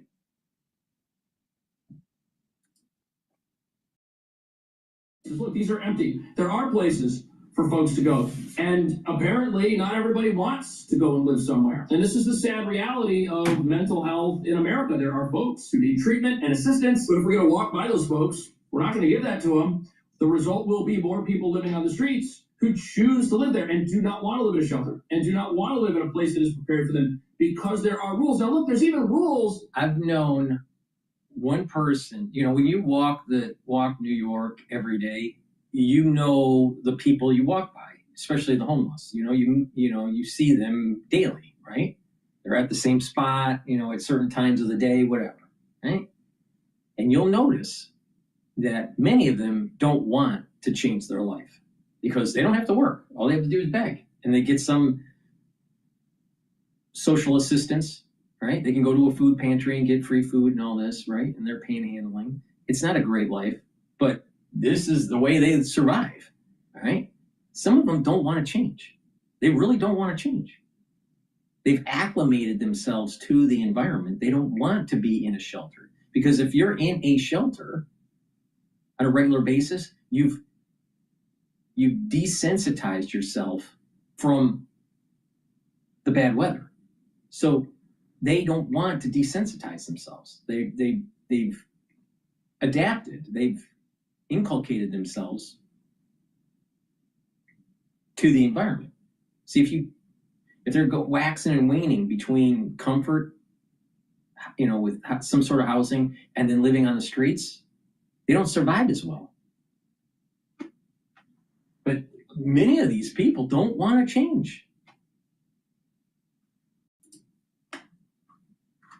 With living in an apartment, I live in an apartment, and if I'm going to be super loud or I'm going to do wild things in the building, I can get kicked out of this place. I could have the police come to my apartment if I disobey the law or something while I'm here. And if I aggravate my neighbors, my landlord's going to say, hey, look, you can't live here. So there are rules if you want to live in a building around other people. It's just how things work.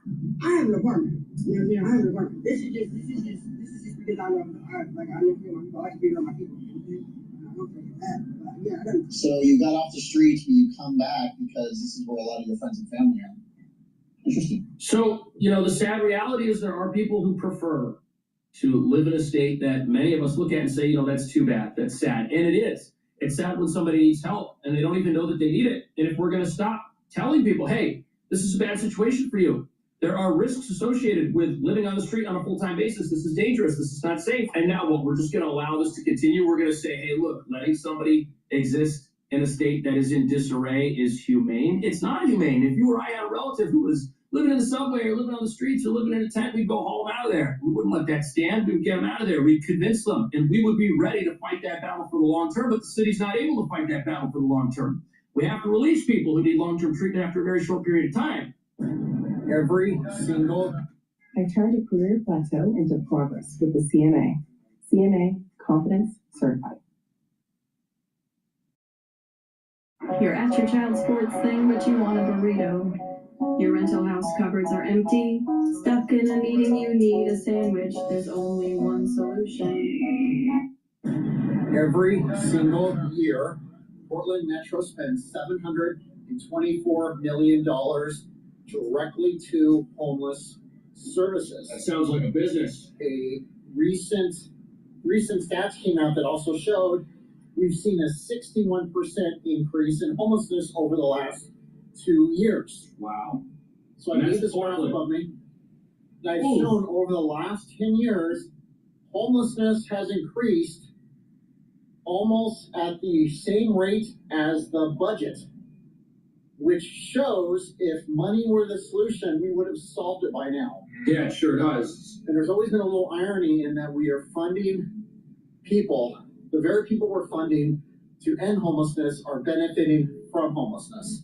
And you know what? If there's going to be this new push in New York to build all of these homes and to stop encampment sweeps and to greatly increase the number of people who are homeless living on the streets, that sad situation, that humanitarian crisis, and then to point at it and say, see, this is why we need to build a bunch of buildings. There's going to be all this government money flowing to these well-connected outreach groups who are then going to supposedly build buildings. We'll have to see if that actually happens. Recently, over the last couple of months, we've had a national conversation about fraudsters in other parts of America telling the government that they were going to provide some sort of outreach, that they were going to feed sick kids, provide housing, stuff like that. And they never even did it, and they got the money anyway. So whatever's being set up here is going to be the transfer of massive amounts of money while allowing a local problem to just get worse and worse. It's going to cause unnecessary pain for the people who are in that crisis and also for everybody else who has to live in this city. But it's going to be a visual example where someone can point to and say, see, that's why we need a government-run grocery store, because these people don't have money to eat. See, that's why we need more government-run housing. See, that's why we need to take over buildings from private landlords. You see, that's the reason why you elected me, so you don't end up like that. Totally disregarding the fact that if somebody comes here and they're making $100,000 a year, and let's say they want to start a family, and let's say all of the rents are just way too expensive for them, they can't afford a place to live, well, what do? They move. Most people who cannot afford New York City do not become homeless on the street. They move. They do not choose to live in the subway and then put on a suit at the gym and commute to some office in Midtown where they're going to have meetings with a CEO. That's just not a choice that many people make. I think the problem here is that we have decided that if somebody doesn't know that they need help, the most important thing we can do for that person is nothing. And I think that's terrible. I think it's sad. What do you think? See you in the next video.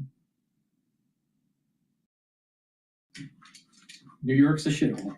Please go to my store, the-studio-reykjavik.com, and get the olive leaf extract. It'll boost up your immune system and help with your cardiovascular system. It's going to bring down inflammation and help with your lipid profile. A lot of people have problems with their cardiovascular health in the United States. There's a lot of people having problems with their immune system. Take olive leaf extract. It's a dual-purpose supplement. It's a great way to get healthy. Vitamin D3 allows you to absorb calcium.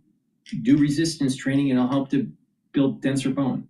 Vitamin D3 also helps to get rid of cells that are infected because it helps to get cells to go into apoptosis.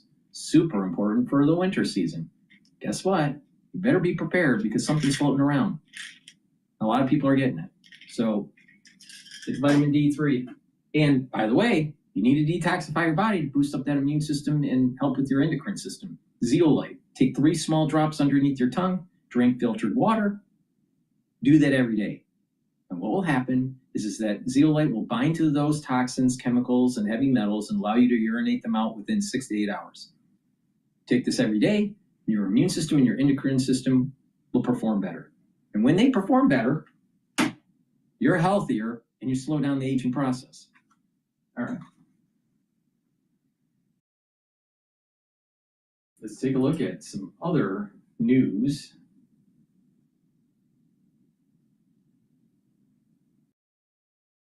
Let's listen in to CNN here about unemployment. Breaking news just moments ago, a fresh look at the U.S. economy. Long-awaited data on the labor market showing that the unemployment rate rose to a 4-year high last month. And while the economy did add jobs in November, data shows that there have been job losses in 3 of the last 6 months. Right now, 7.8 million Americans are out of work. CNN's Matt Egan has much more on what really has been a flood of data that came in this morning. What else are you seeing in this report, Matt? Well, Kate, this report really confirms that the U.S. job market remains in a precarious place. Unemployment is rising and hiring is sluggish at best. Now, the big number here is 4.6%. That is the new unemployment rate as of November, unexpectedly jumping from 4.4% in September. Now, 4.6%, that's the highest level in just over 4 years. You can see on that chart how there has been this steady increase in the unemployment rate over the last year or two. Now, we also learned that the U.S. economy during the month of October lost jobs, lost 105,000 jobs. Now, this was driven entirely by the government and largely by the fact that DOGE had a federal buyout program for federal workers, and those workers came off the payrolls at the end of September. So we were expecting a significant drag from the government in October, and we did get that. Private sector hiring in October was positive. This was all about the government. In November, the only piece of slightly good news here is that hiring did rebound during the month of November. The U.S. economy adding 64,000 jobs. That's a bit ahead of the forecast of 40,000.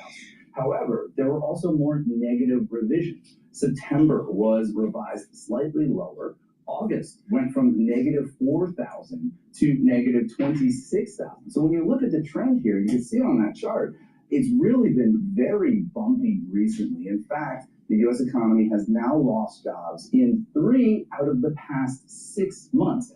That's after going more than 4 years without any months of job loss. In fact, when you look at the year-to-date average, it's about 55,000 jobs per month that the U.S. economy has added this year. That's very low. In fact, that's the lowest since 2020 during the COVID-19 pandemic. And before that, you have to go back to 2009. So on track for a very weak year of hiring. And just quickly looking at the sectors here, the good news is that healthcare continues to add jobs, adding another 64,000 jobs in November. Construction was up as well, but government continues to shed jobs. Leisure and hospitality, that's bars and restaurants, down by 12,000. Transportation and warehousing also negative. And so was manufacturing. So Kate, when you put it all together, this paints the picture of a job market that continues to really stumble here. Back to you. Yeah. Matt, thank you so much for pulling it all together for us. A lot more to come from this data just released this morning. I want to welcome Sean Baker, who's a senior economist for the Center for Economic and Policy Research. And he's here to break down the numbers, take us through what this ultimately means. It's really good to have you with us. I mean, and frankly, I'm looking at the non-farm payrolls for November, 64,000 higher. In October, down 105,000. You've got unemployment at 4.6%. How is this playing into the health of the U.S. economy, and does this show signs of whether things are perhaps getting slightly back on track? Well, it's hard to make sense of these 2 months in isolation because you did have the shutdown, which is a very unusual event. The government shutdown, of course. But if you look at the longer term trend, we clearly have a weakening labor market. So many of us, meaning economists, we're focused more on the household survey, the unemployment data, because we know the labor force is growing much less rapidly due to conscious policy immigration. We've reversed, the Trump administration is trying to deport people and slow the immigration to a trickle. But a 4.6% unemployment rate is unambiguously bad news. And you look inside that, different measures. The employment rate, Trump's made a big point of saying, okay, we care about native born workers. The unemployment rate for native born workers is 0.3% above the year ago level. You look at other measures, the number of people, multiple job holders, it's at 5.8%, the highest it's been since the 90s. That suggests people feel they need additional jobs. Wage growth has slowed, 3.5% year over year. It had been around 4%, with an inflation rate around 3%. We'll find that on Thursday. That means very little real wage growth. So it's definitely a weakening labor market. So the last 2 months, again, are hard to figure, but taking a longer period, there's no doubt the labor market is definitely weakening. Yeah, I mean, it's very messy on the data front, as you say. I want you to listen to Caroline Levitt yesterday after Katie and Collins had asked a question around why the Trump administration is paying down the cost of living experience for Americans. Take a listen to this. If the economy is as strong as the president has said it is, then why is he telling parents 2 weeks before Christmas that they should only buy 2 or 3 dolls for their children? Look, what the president is saying is that if we want products made right here in America, if we want them to be made from American small businesses, which is a large part of the reason the president has effectively implemented tariffs, then we're going to have better quality products right here in the United States. Maybe you'll pay $1 or $2 more, but you will get better quality and you'll be supporting your fellow Americans. So Dean, this is super interesting because she's talking about reindustrializing the economy and increasing manufacturing jobs. By the way, manufacturing jobs are actually coming under pressure. And then, of course, she actually went on to start talking about inflation, that it's slightly lower, but it is still sticky. I'm wondering whether you believe the Trump economic policy is causing short-term pain, or would you say it's longer-term pain that is going to be inflicted? Well, it's really causing short-term pain, and we continue to lose manufacturing jobs. We've got about 70,000 year over year. We lost jobs in November, manufacturing jobs in November.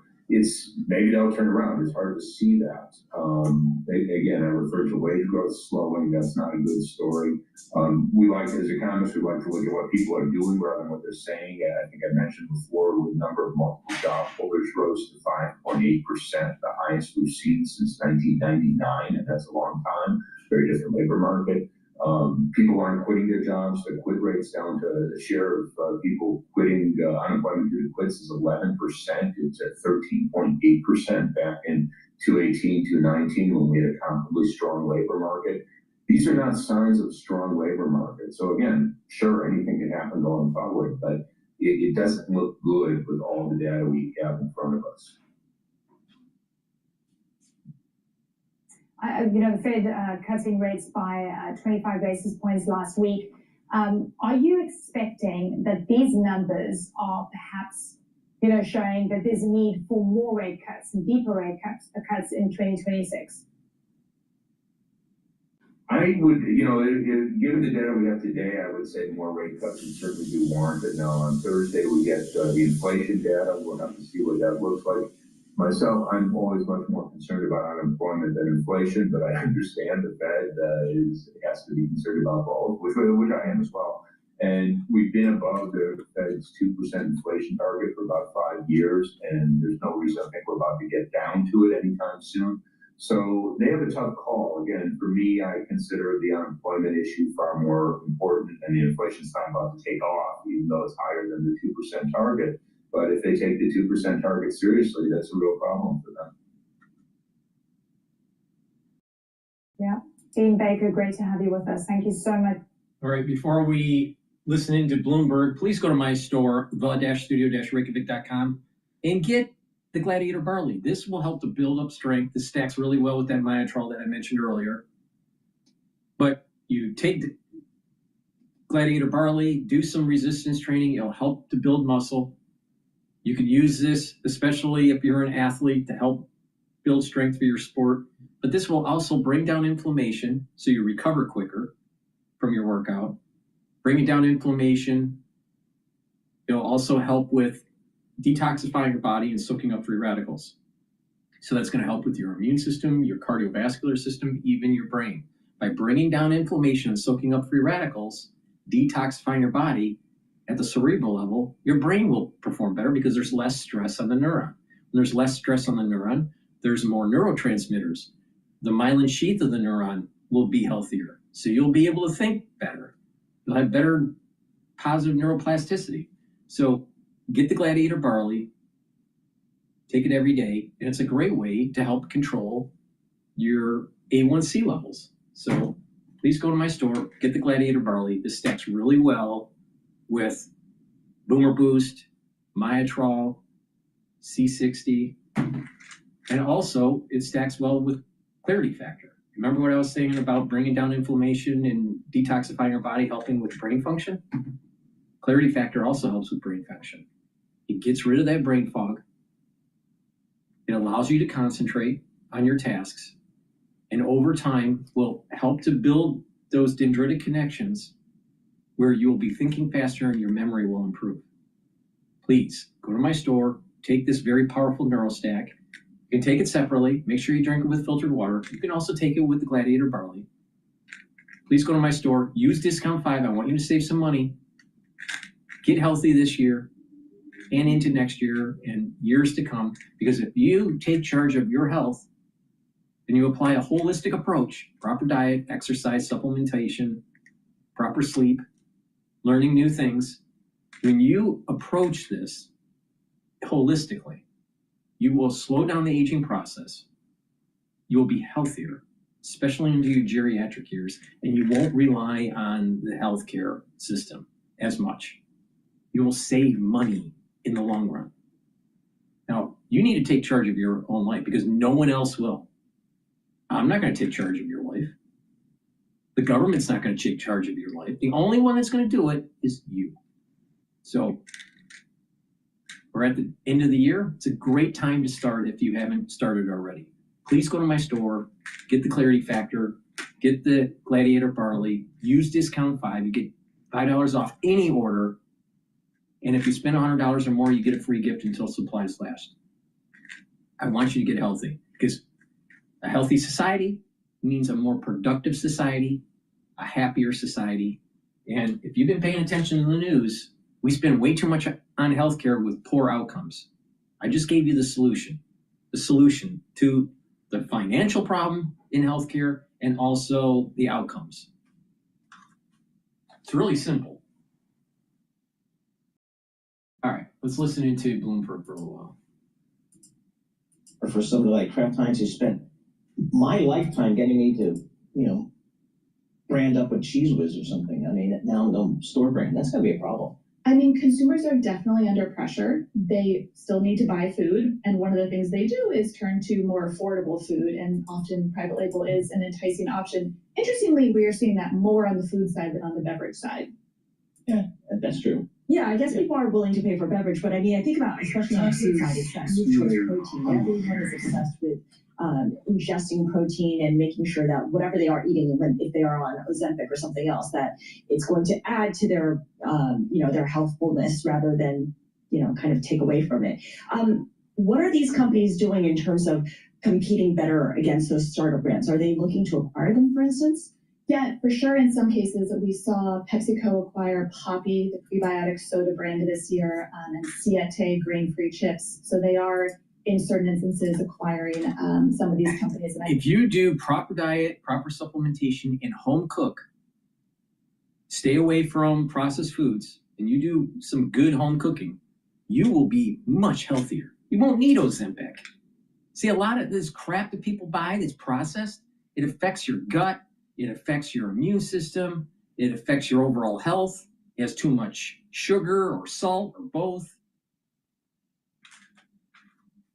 Home cooking. Proper portions. Healthy ingredients. And you don't have to, you spend less money by home cooking than you would by buying processed food. You would save money if you just don't go to the restaurant and you home cook. I mean, come on. And it's just healthier. It's just healthier.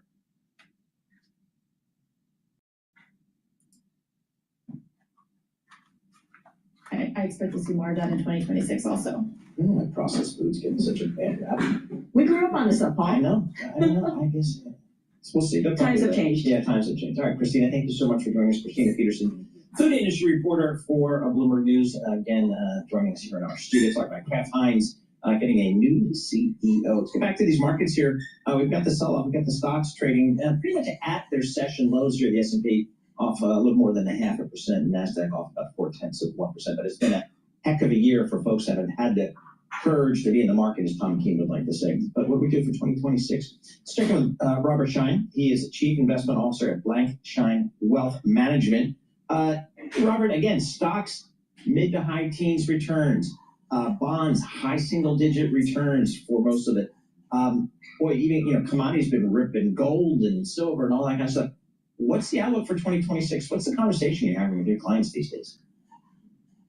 It's been a great year for 2025. I believe that we will see the Santa Claus rally play out as year-end closes. And for 2026, we see it's all about earnings. Earnings continues. We could see earnings growth not only from technology, but we're also now welcoming the broadening out, and the other sectors, the other 11 sectors, basically 9x energy, are really a backdrop story where we're seeing double-digit earnings growth in some of those sectors. So that could lead into a quality year as long as earnings can stay consistent. Robert, how much money is on the sidelines? We talk about this $7 trillion wall sitting in money market funds, and for a long time it was like, oh, there's this dry powder, it's going to make its way into the market, but it hasn't necessarily, even with equity indexes up by double digits for a third straight year. Do you see that changing in 2026? It's really impressive to see that the money markets have consistently exceeded 7 trillion, close to 8 trillion, still on the sidelines. And as we see yields and rates coming down, that's not going to be a place for investors to hide out moving forward. So that money is going to continue to find better places, if you will. The equity market will continue, but we're also seeing the reinflation trade, right? So we saw the precious metals led by gold and a few others trying to stay ahead of inflation. There's still an underlying effect of inflation out there, but the money market for 2028, you might want to look for better places for your money moving forward. We've seen tech names be really the drivers for this market for the last number of years, particularly as the AI trade has really taken hold here. Can that still be a driver in 2026, or again, should people be looking for value elsewhere? It's okay to see a lead change. I think that's what's welcoming for all of us as investors with regards to other sectors taking charge moving forward.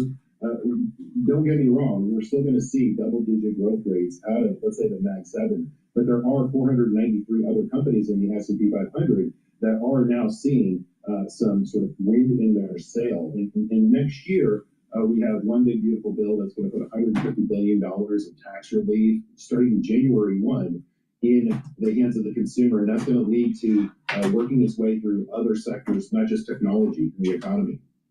Yeah, I mean, within equities, it can often feel like there is just one sector, and that's big cap tech.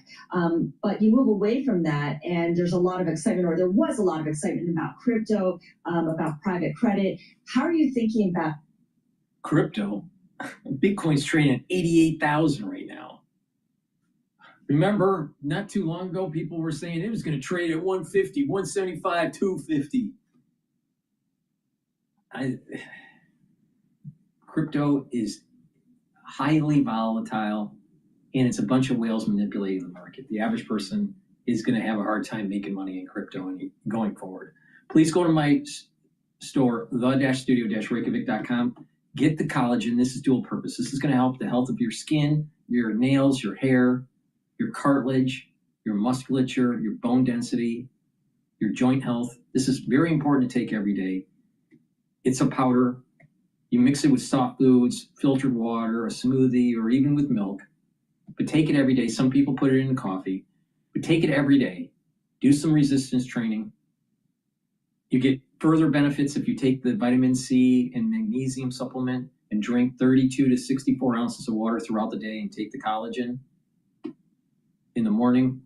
When you do that, the vitamin C will cross-link with the collagen and improve your dermal layer. This also works really well if you take the C60 and the resveratrol. Why? Because the C60 and resveratrol at the basal layer of your skin will improve that health. And that's where your new skin cells come from.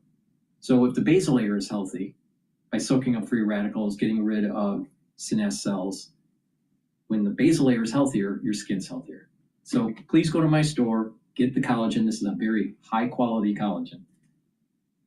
Use discount 5, you get $5 off any order. Spend $100 or more, you get a free gift until supplies last.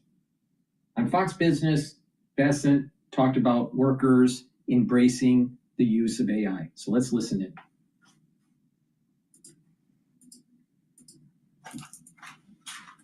Giving Americans a boost in the new year with a new tax refund of up to $2,000 by early next year. The payout coming from recent tax changes and tariff revenues, with as much as $100 to $150 billion flowing back to taxpayers in the first quarter of 2026. The White House says it expects this to be the largest refund season on record. I am with the Treasury Secretary this morning, who's also the IRS Commissioner, who is also the guy who's holding it all together. Secretary, what can you tell us? You see all the data. What can you tell us about the upcoming tax season and what we're going to see in terms of our returns? Yeah, so Maria, let's go back. The one big beautiful bill was passed on July 4th, but for working Americans, it was retroactive to the beginning of the year. Most taxpayers did not change their withholding, so as a result, we're going to see very substantial 100 to 150 billion of refunds in the first quarter go directly to Americans' pockets. So the sooner they file, the sooner they'll get them. Our estimate is it could be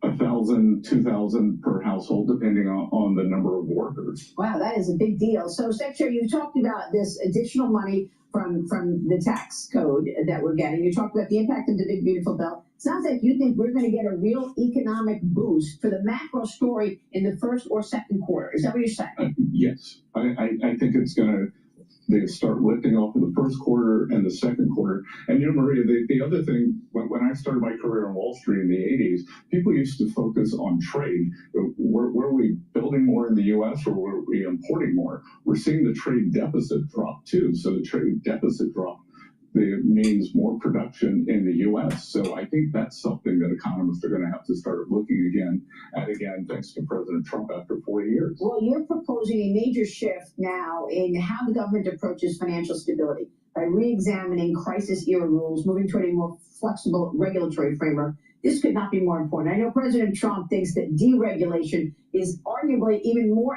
important than tax cuts. Yes. Well, they go together, and the tax cuts allow corporations, but more importantly, working families to keep more of what they get from the deregulation. And the deregulation allows us to have substantial growth without inflation. What caused the inflation under Biden was they did this gigantic spending, this series of gigantic spending bills, but then they constrained supply through over-regulation. So what we've done, I chair something called FSOC, the Financial Stability Oversight Council, and these 2008, 2009, 2010 financial rules were too tight. They have hamstrung the American financial system. It was time for a change. We're going to be safe, smart, and sound in terms of our deregulation, but we have to take the financial system out of this straitjacket. Yeah.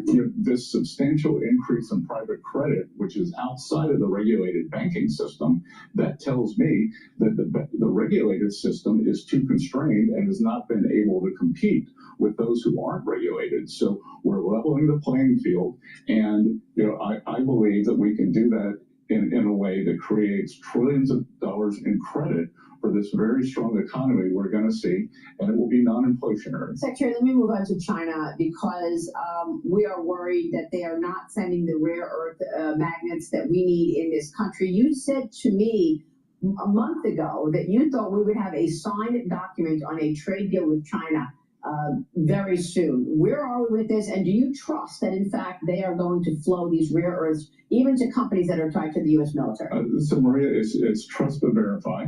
Thus far, the Chinese have done everything. We negotiated a deal in Kuala Lumpur with my counterpart, the Vice Premier, President Trump, and President Xi had a very robust discussion in Busan, Korea.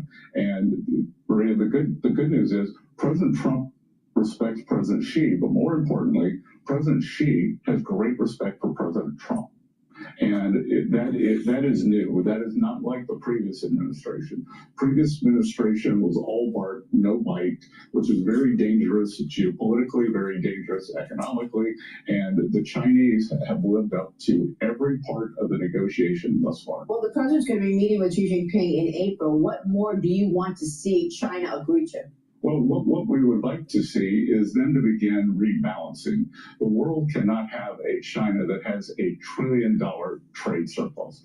That's just not possible. So they need to increase their domestic consumption. Many of our allies, early in the summer, when we put up the tariff wall, I told the Europeans, the Australians, the Canadians, the Brits, Koreans, and Japanese, I said, look, this flow of high-end goods from China, the global South cannot take all of that It's coming to your shores, and now they're being overwhelmed by this never-ending supply of Chinese goods.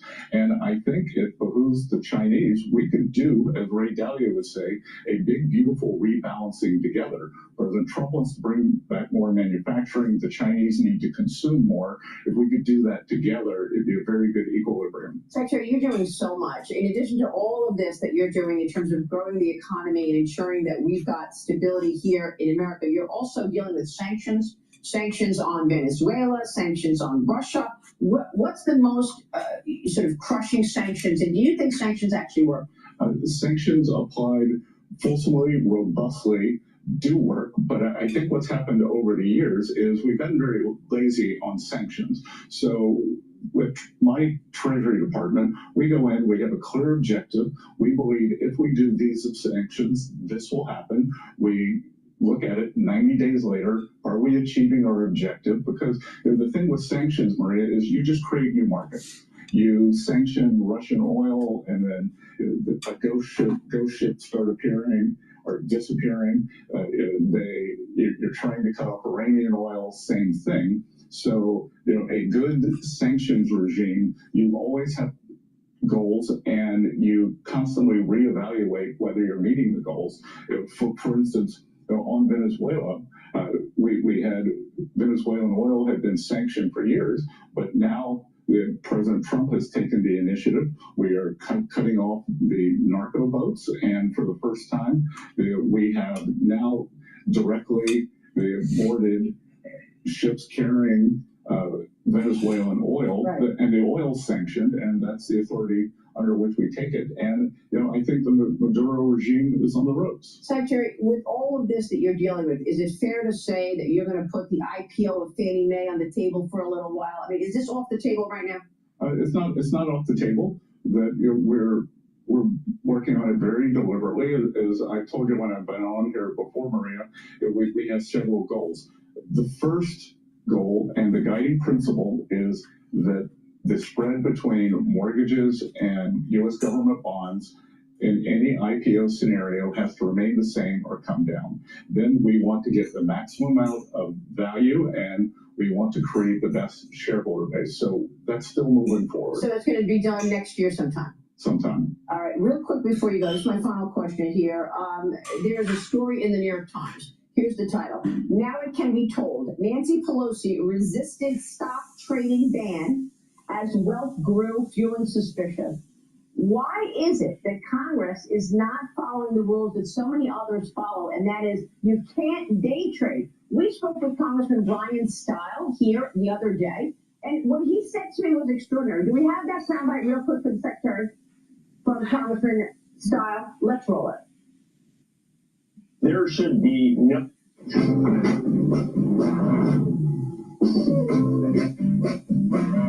The bespoke AI laundry combo washes and dries in only 68 minutes. Even smarter with smart things.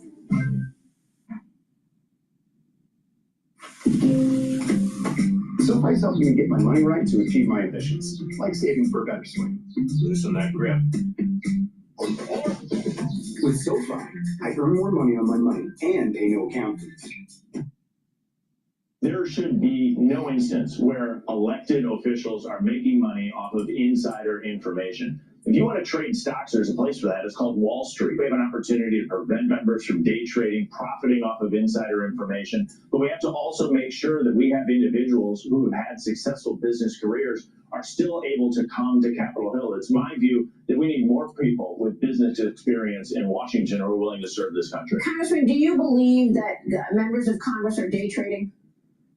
I think there is clear evidence that people are day trading, and I think the appearance of that impropriety is a risk to the integrity of the institution. You can look at the returns and you see massive numbers of trades. We had a United States senator who was the head of the Intelligence Committee who sold their entire portfolio except one stock in the lead up to COVID. And so I think we see this time and again, and it's a reduction of the integrity of the institution, and it is why it is so absolutely essential that we put in place rules of the road that make it clear that elected leaders cannot profit off of insider information. And I'm of the belief that we can pass that legislation. Oh my God. Members of Congress are day trading? Honestly, I did not know that. Well, Maria, I don't know about day trading, but That's what he said. But if anyone wants to go to the Treasury X account, my account, we posted a study on congressional trading, and it shows why they outperform. They outperform for two reasons: because they have access to corporate executives, and they have inside information, or two, they have inside information because they know the direction of legislation. And you look at these Pelosi returns, and I'm copying it, but since she came in 1987, her husband's returns are something like the 16,000% versus 2,500% for the S&P. You look at Senator Ron Wyden, he makes Nancy Pelosi look like a piker. I think he had 125, 130% return. All those stocks were bought during COVID. But we at Treasury, we in the administration have very strict rules in terms of what we can own. And it is unbelievable to me. When I had my private fund business, we were not allowed to own individual stocks. You could make a lot of money betting on the United States through indices. We had trading rules. You could do ETFs, you could do index funds. Exactly. So this is why, exactly as the congressman said, this is why the American people hold Congress in such low esteem. They believe that it's an insider's game. I believe that it would help the institution. It would refocus and people come to Congress and to the Senate, to the House and the Senate, to do good for the American people. Yeah. And it behooves them and their status as great Americans and great patriots to end this now. Unbelievable. I mean, are you surprised at when you see all of this stuff? You've got insider trading potential. You've got attacks and smears against good people. You've got, this threat to democracy on so many levels. And then they say that President Trump is doing that. And yet they are winning the messaging argument on affordability. How is that possible? Look, a lot of it is the mainstream media, and I've repeatedly said on affordability, what we and this administration are not going to do is what the Biden administration did and the mainstream media. They told the American people, you don't know what you're feeling, you don't know how good you have it. They called it the vibe session. And that was Greg Ip at the Wall Street Journal, toxic Paul Krugman at the New York Times, former vice chairman of the Fed, Alan Blinder. You don't understand how good you have it. We know that the price level is high, and President Trump is working every day to bring it down. And we are not going to tell the American people that they don't know what they're feeling. We are going to help solve this real income growth and holding prices down. Yeah, Secretary, you're doing so much. We so appreciate your time. Let me end with this. You've got some fear on the part of college graduates right now. You've had an incredibly esteemed career from Wall Street to Washington. If you were graduating right now, Secretary, if you're looking ahead to the new year and the new 5-10 years of this revolution of AI, what job would you go into? Would you choose a different sector? Well, I don't know what job I would go into, Maria, but I can tell you I would be trained up in AI, because the real thing that college kids can do, that if you remember during the internet boom and the aughts, it was the college graduates were digital natives. They were facile with devices, with machines, with the internet, like you and I never will be. So what I would do is become an AI native and make the value proposition to any employer. This is how I can help you implement this program. I'm not afraid of AI. I had the CEO of one of the largest credit card companies in, and I said, tell me seriously, do you think AI is going to hurt your hiring? He goes, no, we're just going to hire in different areas. With customer service and maintenance, we'll have fewer employees, but in content creation and other areas, AI is going to help us. We'll hire more, and we'll do the better product with highly trained people. So my message would be, become an AI native. Great advice, and thank you for taking that on. Mr. Secretary, thanks for your leadership. Thanks for your time this morning. So we're going to go to Fox News about Rob Reiner. But before we do, please go to my store, the-studio-reykjavik.com, and get the digestive enzyme complex. This is super important, especially if you're 40 years of age or older. This will help to break down your carbohydrates, proteins, and lipids, reduce the load on your pancreas, help with your digestion. This has bromelain in it. It'll help to break up clots, and the proteolytic enzymes in digestive enzyme complex will help to break up glycoproteins. Super important during the winter season. So, get the digestive enzyme complex. In addition, if you are an athlete, take the digestive enzyme complex so you're breaking up your pre or post-workout fuel source and reducing the load on your pancreas. And vitamin B complex, super important to take if you're 40 years of age or older. Why? Vitamin B complex will help with the health of your mitochondria so you have more ATP. The first 4 B vitamins, B1 through 4, will help with the electron transport chain and increase your ATP. So your cells have more energy and perform better. Vitamin B complex increases your cellular metabolism, so your tissues are healthier and functioning, and vitamin B complex helps to protect your neurons through vitamin B12. So please, go to my store, get the vitamin B complex, get the digestive enzyme complex, use discount 5, all caps, discount the number 5, get $5 off. If you spend $100 or more, you get a free gift until supplies last.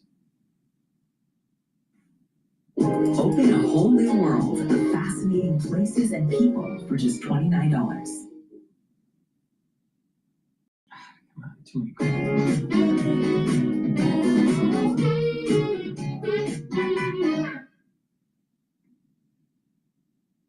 So, in just a few hours, the son of Rob and Michelle Reiner is due in court for his parents' murder.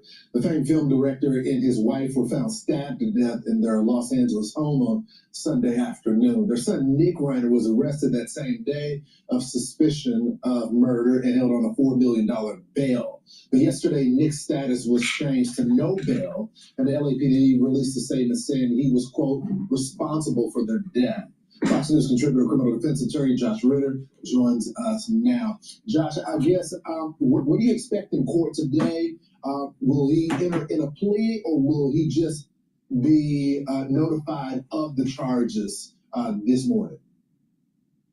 He'll be notified of the charges. He'll be formally arraigned. We'll find out exactly what they're charging him with, why that bail was changed perhaps from $4 million to no bail. My suspicion is they're going to be charging him with a special circumstance murder, meaning he'll potentially be eligible for the death penalty, but more than likely they'll be pursuing life without parole. That's based upon the idea that the special circumstance is double homicide, not uncommon when you see these types of cases. He will probably enter a plea. There is sometimes an opportunity to have that put over to a later date, but he will likely enter a plea today. And we might get some more facts. We might get some more understanding of what took place, because the DA's office will likely have to lay out something for the judge if they're going to be asking for no bail. And we'll find out perhaps who his attorneys are. So a lot of information could be disclosed later this morning. So, Josh, there's also a question about premeditation, because it seemed like everything was going well, or it wasn't. Let's look at the timeline, and you understand what I'm saying right here. So it says Rob Reiner and his wife Michelle and their son Nick attended that Conan O'Brien Christmas party that Saturday night. And then at that party, Rob and Nick got into a very loud argument, loud enough for many others to hear. Reiner family sources are telling TMZ, we're told Rob and Michelle then left the party. So it looks like there was some sort of fight. We don't know what it was about. There's some sources that say that he was out of it and was walking around the party saying, why are you famous? Are you famous around the party? They leave the party, and then somehow his parents end up stabbed by him. Now, that calculation, since this wasn't seemed to be thought out, how does that impact the charges against him? Yeah, it does seem as though there was some sort of emotional boiling point taking place in their lives. And even the reports that we have that this was a stabbing, usually a knife, indicates a weapon that's used in the heat of passion rather than some sort of premeditation and planning going into it, which may affect the way that he's charged. If they do feel that this was more along the lines of a spur-of-the-moment heat of passion, you could see that they might charge him with second-degree murder. My suspicions, though, based upon the idea that you have a double homicide, the no bail indication coming from the sheriff's department, and just the way that the DA's office usually operates, is that they will likely charge him with first-degree murder. If it remains that way, through the course of the proceedings, we will see. Josh, he has documented mental health problems and documented substance abuse. What impact will that have with the court? Do you see this being one of those things that the prosecution will try to play it out? It was a family member, he has substance abuse problems, mental health issues, or do you think they still take it all the way because they would make the case that he knew what he was doing at the time that he committed the act? It obviously looks like it's set up for some sort of mental health defense. I don't think we're talking about not guilty by reason of insanity, but some sort of mitigation here, perhaps even like a voluntary intoxication if he was still in the throes of addiction at the time that this took place. As far as the DA's offering a plea, I don't know if that will be entirely directed by what the defense is going to say. Obviously, there's a lot of time for this to all play itself out as far as what they're really looking for. But usually in these types of cases, even when you're talking about a second-degree murder, you're still looking at life in prison, and these are usually the cases that end up going to trial. I just cannot see, given the small amount of information that we have at this point, them offering something along the lines of a manslaughter, which might give him an opportunity to get out of prison one day. I likely see this being one of those cases that goes the distance. Josh Ritter, a tragic story. Thank you so much for your wealth of knowledge. Really appreciate it. Please go to my store, the-studio-reykjavik.com, and get the Goodnight Formula. Goodnight Formula will help you to get into 3 to 5 cycles of REM sleep and deep sleep to be able to detoxify your central nervous system, consolidate memory, and to be well rested. If you're sleep deprived chronically, you're increasing your chances of early onset of dementia and you're aging quicker. Everyone says if you get enough sleep, you have more energy and you age slower. So it's really important to get the Goodnight Formula. It has tryptophan, melatonin, GABA, and passion flower. So please go to my store, get the Goodnight Formula. We're going to listen into CNN about Trump's personality. David Yearman is more meaningful with time. Come on. Meet our TurboTax experts in person and let them do your taxes for you. Now this is Taxes. This just in, a revealing new interview with really the most powerful person in President Trump's White House beyond him, Chief of Staff Susie Wiles, commenting and going there on a wide range of topics, it seems, with Vanity Fair in a new series of interviews, from the handling of the Epstein investigation to her assessment of the big names on Donald Trump's team. Let's get to CNN's Elena Treen, who is at the White House. There seems to be a lot in there, Elena. What is your big takeaway?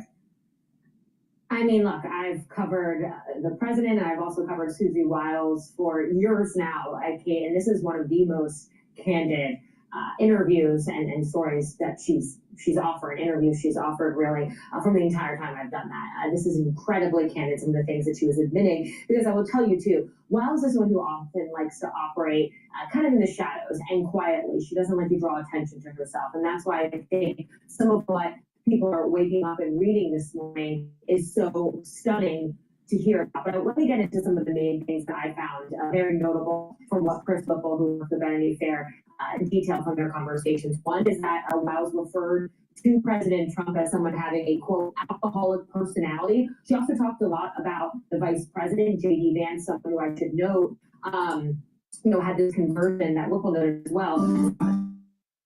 MAGA accolade.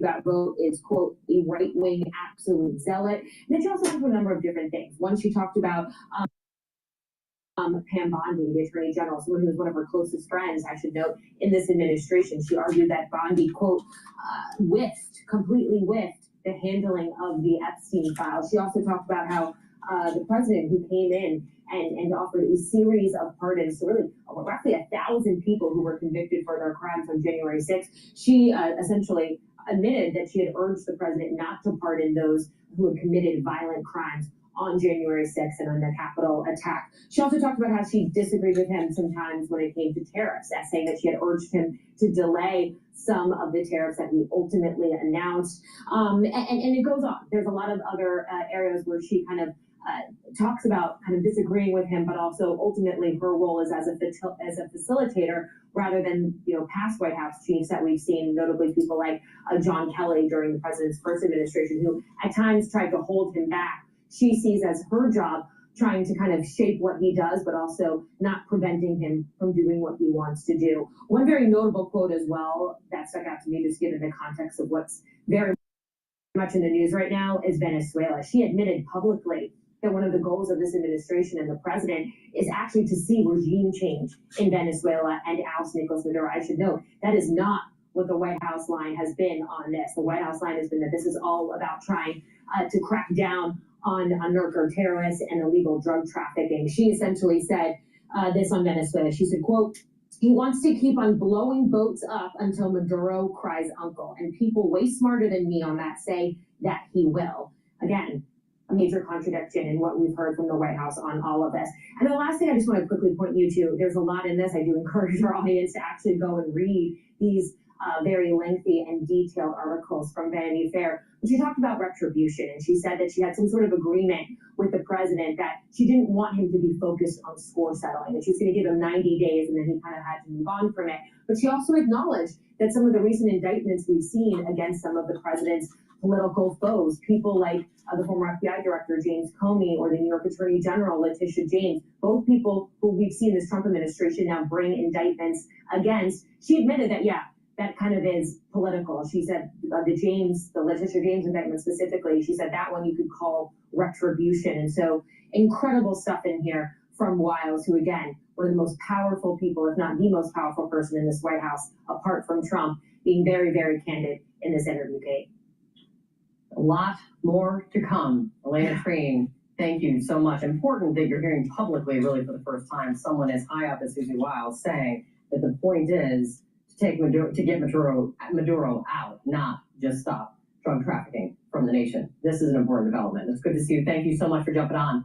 It's interesting. President Trump's White House Chief of Staff, Susie Wiles, I assume you've met her, you know her. She told Vanity Fair in a newly released interview that her boss, quote, we're talking about the president, quoting her, has an alcoholic's personality, governing with a, quote, view that there's nothing he can't do. President Trump famously does not drink, and Wiles herself grew up with an alcoholic father. Wiles is now calling this a hit piece. How do you respond to that long interview she gave to Vanity Fair? I didn't see that clip. I saw some other ones about Ukraine that she said about the president. Again, I think it's helpful. If we come back and say, Mr. President, we disagree, he could have much better tariff policy if he would have come to the Congress. There's some tariffs I would have supported. But, tariffs against 80 countries, for example. It's really agriculture and Nebraska. And so he would be better off if more people spoke up, gave a lot of feedback, and it would stop him from doing some of the most the zany things out there that he does. And his comments on Mr. Reiner, they were just ugly. And we're better than that. And okay, I can expect it from some people, normally at a bar or stuff, but not the president of the United States, right? We expect better. But how hard is it for a Republican to speak the truth, push back against Trump, and actually stay in office and not be primaried and not be, the subject of the MAGA machine online? And I mean, I've had 4 primaries, and the last 2 times from the right, there was a lot of focus. I wasn't loyal enough to Trump. I would have probably not run again earlier because there's other things I want to do in life. But I wanted to prove a point in our district that the majority supports common sense, decency, Reagan conservatism, and so I stayed in an extra run or 2 just to prove I don't know what you want to call them, the far right or the Trump loyalists that he can do no wrong, that crowd. And I wanted to run just to prove a point that the majority want decency and more of a Reagan Republican ideology. So 5 times is enough. You're ready. I'm ready for doing something else. All right. Well, thank you for all of your service, Congressman Don Bacon. Thank you so much. Appreciate it very, very much. All righty. A few years ago, I decided to solve the way brands look. please go to my store, the-studio-reykjavik.com, and get the omega-3. This is really important for cardiovascular health. Make sure you do some resistance training and some cardio training around a 65-35 split. Heavier on the resistance training, but doing some cardio is important. Taking the omega-3 will bring down inflammation.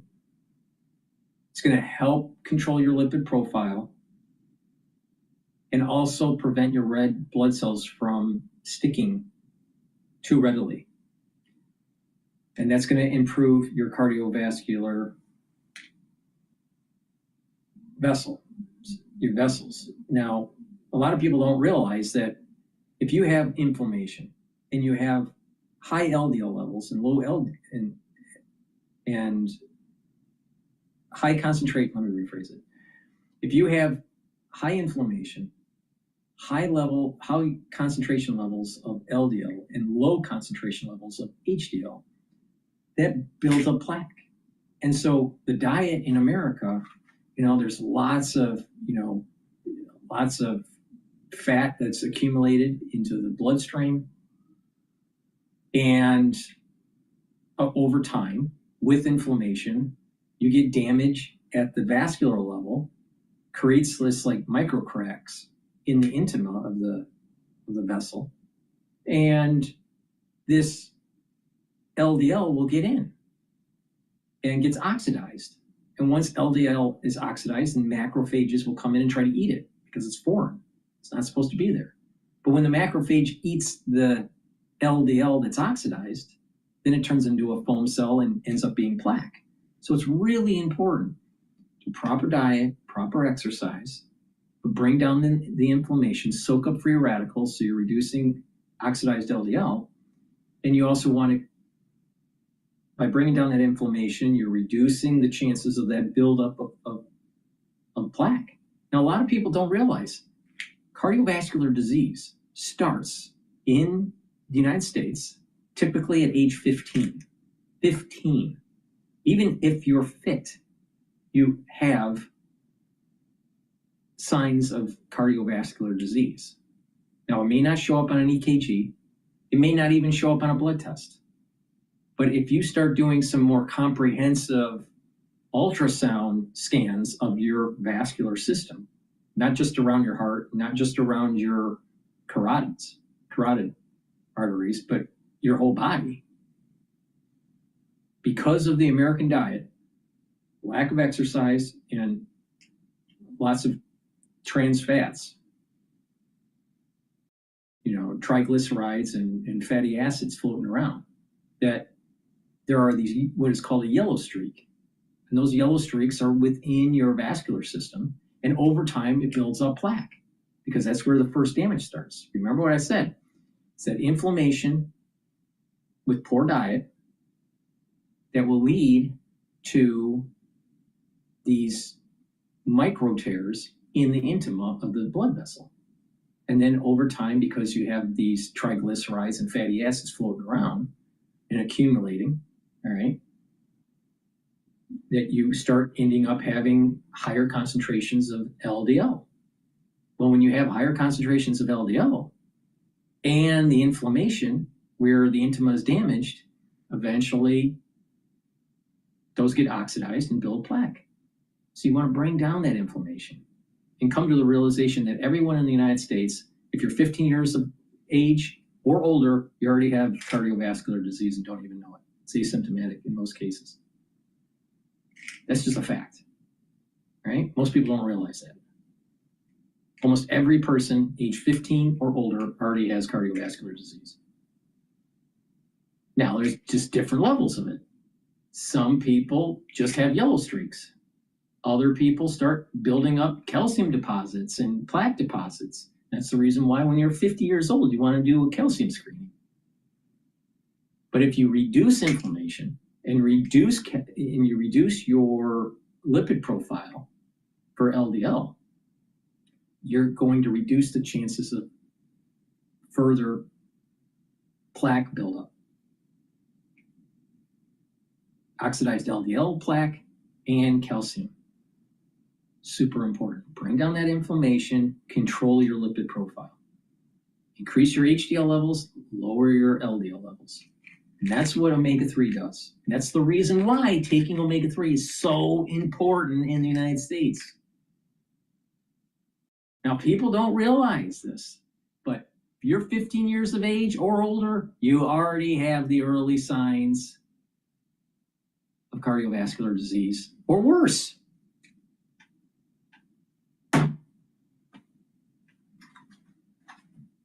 Go to my store, get the omega-3, take it every day. I don't care what age you are. Take it every day. All right. Let's listen into Bloomberg. Bill, we'll talk about this in a moment with Jonathan Tamari in the House of Representatives. The Rules Committee is going to get together, and that might help determine where the moderates go here, if there is, in fact, a plan to vote on before this week is out. Hold your breath on that one. As the Defense Secretary, the Secretary of State, and the Chair of the Joint Chiefs make their way to Capitol Hill to brief all members of Congress on what's going on in the Caribbean. We'll talk about that a bit later on as well. But the town waking up this morning to the Vanity Fair interview with Susie Wiles. If you haven't gotten your hands on it yet, we'll get into this with our political panel a little bit later on this hour. The Chief of Staff, said by many to be the second most powerful person in Washington, D.C., speaking, in some cases out of school, although she said after this came out that it was a hit piece. We'll get into this a little bit later on. As we seize the economic news of the day, big expectations here. Did you see what happened 8:30? The futures seem to like the news here. I don't know what's going on now, but payrolls rising after an October drop. Unemployment marching higher is the headline. A 4-year high. And the idea that bad news is good news once again plays into the Fed, of course. And we're going to talk to Anna Wong in just a moment about this. She seems to think that this really codified the idea of that justifying that December rate cut. We heard about it earlier from the administration, speaking on behalf of the president today, Pierre Yared, Council of Economic Advisors, acting chair, and the way the White House wants us to look at the jobless rate. Listen. If you look at the unemployment rate, it's true that the unemployment rate did tick up. That uptick, though, is statistically insignificant. And if you dig into the numbers and look at what caused it to go up, it's entirely driven by re-entry into the labor force. And that's consistent with the fact that when you look at the labor force participation rate, that labor force participation rate also went up. Yes, re-entry, almost like a NASA astronaut, people jumping back into the workforce. The question is why? Are they running out of savings? Are prices going up too much to continue their current lifestyle? These are the questions that some economists are asking as we try to project where the market might be, the job market specifically, a couple of months from now. Anna Wong joins us to that end, Bloomberg Economics chief economist. We thought we'd go to the top. Anna knows what it's like to work in a Trump White House. She was an economic advisor in the first term and is bringing to bear her experience with us right now. Anna, welcome back to Balance of Power. Why are more people looking for work? Well, first of all, let's assume that these re-entrants is not a statistical error, but for real. Well, most of these re-entrants are teenagers. And what we have seen earlier this year, you have to consider the participation trend since January, is that we have seen steady drop-off of teenagers and people in their early 20s from the labor market from April to most of the summer. So right now, this re-entrance is simply, a bounce back from, these people dropping off from the labor market. I think it's a good sign. It's a good sign that they're looking again, because we have seen 6 months ago that they were discouraged and they were not looking anymore. And I'm sure parents who are living with them are happy that their kids are looking again. That's got to be true. Unemployment rate, 4.6%, as we just heard from Pierre Yared. If you look at the unemployment rate, it's true, it did tick up, but it is statistically insignificant. Do you agree? Yes, it is statistically insignificant also because this survey is missing the October number because of the government shutdown. And with one missing month, that actually increased the standard error by a scale of 1.06. So so Pierre is correct that one shouldn't be taking this jump in unemployment rate at face value. And Powell himself also mentioned it last week. Literally, he said that one should look at this jobless rate number with skepticism. That said, I will also say that one other reason why the bond market probably dismissed this jump in unemployment rate was that another key factor is a rise in temporary layoff. So the temporary layoffs increased by 171,000, and these people are expected to return to the jobs within 6 months. So you could see that some of this jump in unemployment rate will revert in 6 months' time. Mm-hmm. You write that the jobless rate rose briskly, and it's a possibility the SOM rule to identify a recession would have been triggered if October's household survey had been conducted. Does that make us worry about the next jobs report? Well, so what one should take away from this triggering of SOM rule is that there's this idea that whenever people get so worried about the labor market that, when you talk to other people and other people start saying how they're, they feel insecure about their jobs, such insecurity will lead to caution in spending, and that will snowball into, non-linearities in the labor market, and the unemployment rate will keep rising. So that's the idea of SOM rule. It doesn't need to hold. I mean, last year it triggered also, but it came back down. And the unemployment rate was subsequently revised down after BLS updated the seasonal adjustment. So it could be that next year, in 2 months' time, we are going to see a revision to the household surveys seasonal adjustment, and that could also, lower the unemployment rate from 4.6 to 4.5, depending on the seasonal factors. As we take a deep dive with Anna Wong, Bloomberg Economics chief economist, we'll turn to your take on the Fed, Anna, and you say it pretty straightforwardly today. The double jobs report vindicated the Fed's decision to cut rates in December. What does that mean about its meetings early next year? Yeah, so, what alarmed me in this jobs report is that the November non-farm payrolls is half as large as what we anticipated. And we anticipated a number that's already weaker than a year ago. And I thought that this surprise was pretty sizable. And also we are seeing that job gains are concentrated in pretty much only 2 sectors, the education and healthcare, as well as construction driven by AI data centers. And I think that going into the new year, we are going to see perhaps weaker payrolls because the birth and death model is going to get updated, and this 60,000 overstatement that Powell has mentioned that has been overstating printed non-farm payrolls, much of that is going to go away.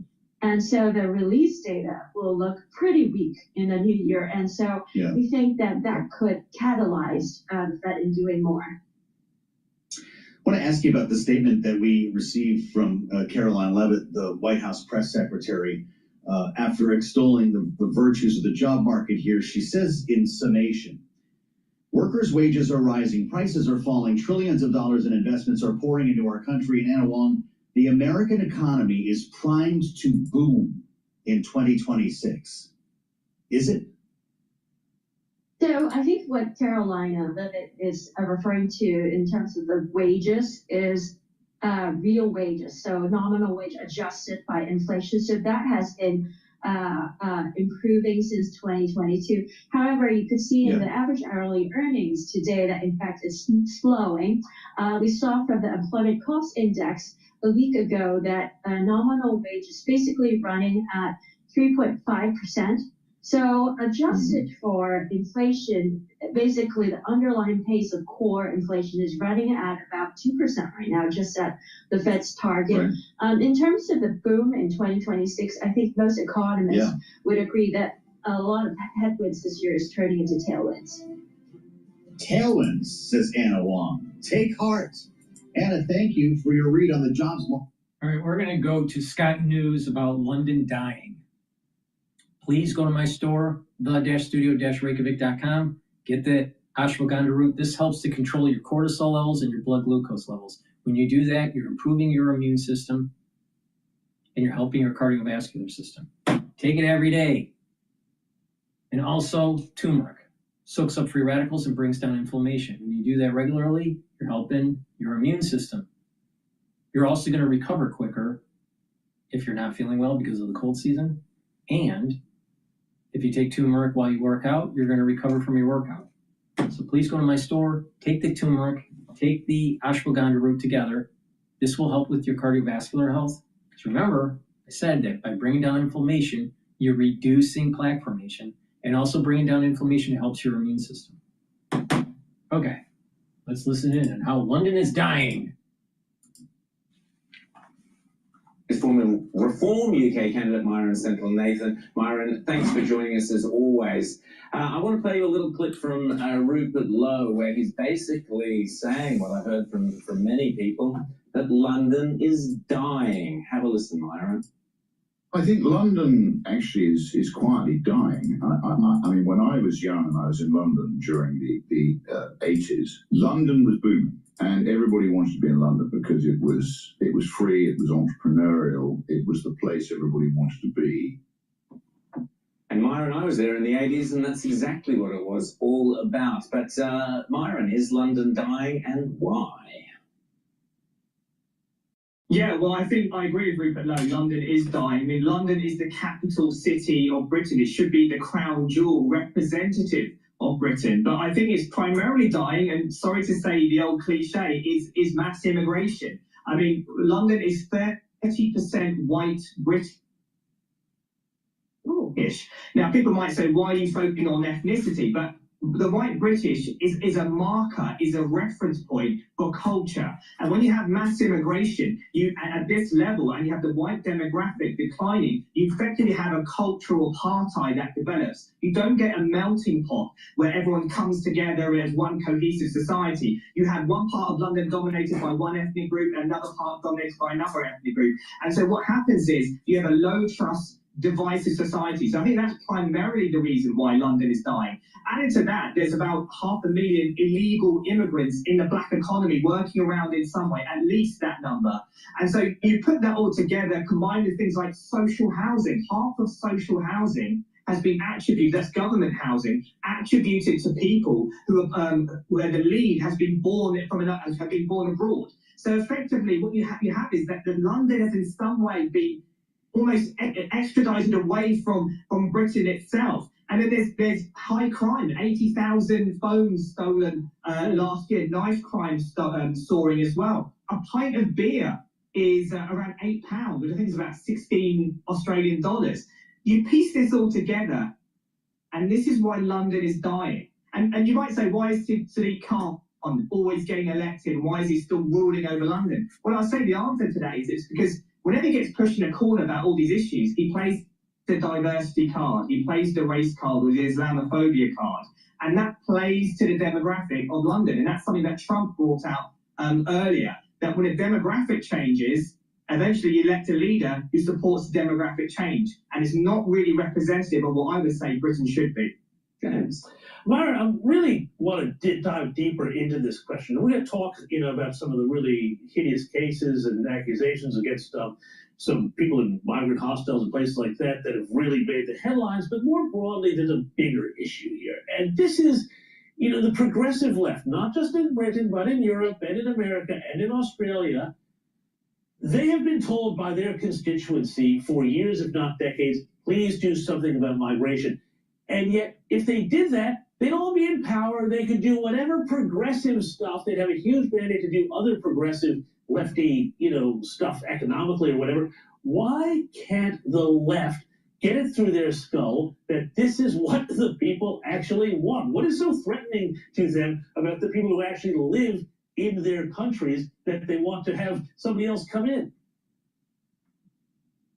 Well, I think some of it is complacency. Some of it is about economics. I think Thatcher was a great prime minister, for example, but what Thatcher did was she made conservatism all about free market economics and not about culture. And so that got lost. Tony Blair then carried on the mantle, and he effectively said, "Do you know what? We want cheap labor." And we become a drug-addicted economy, addicted to cheap foreign labor. So that's the first thing that happens with the Treasury coming in.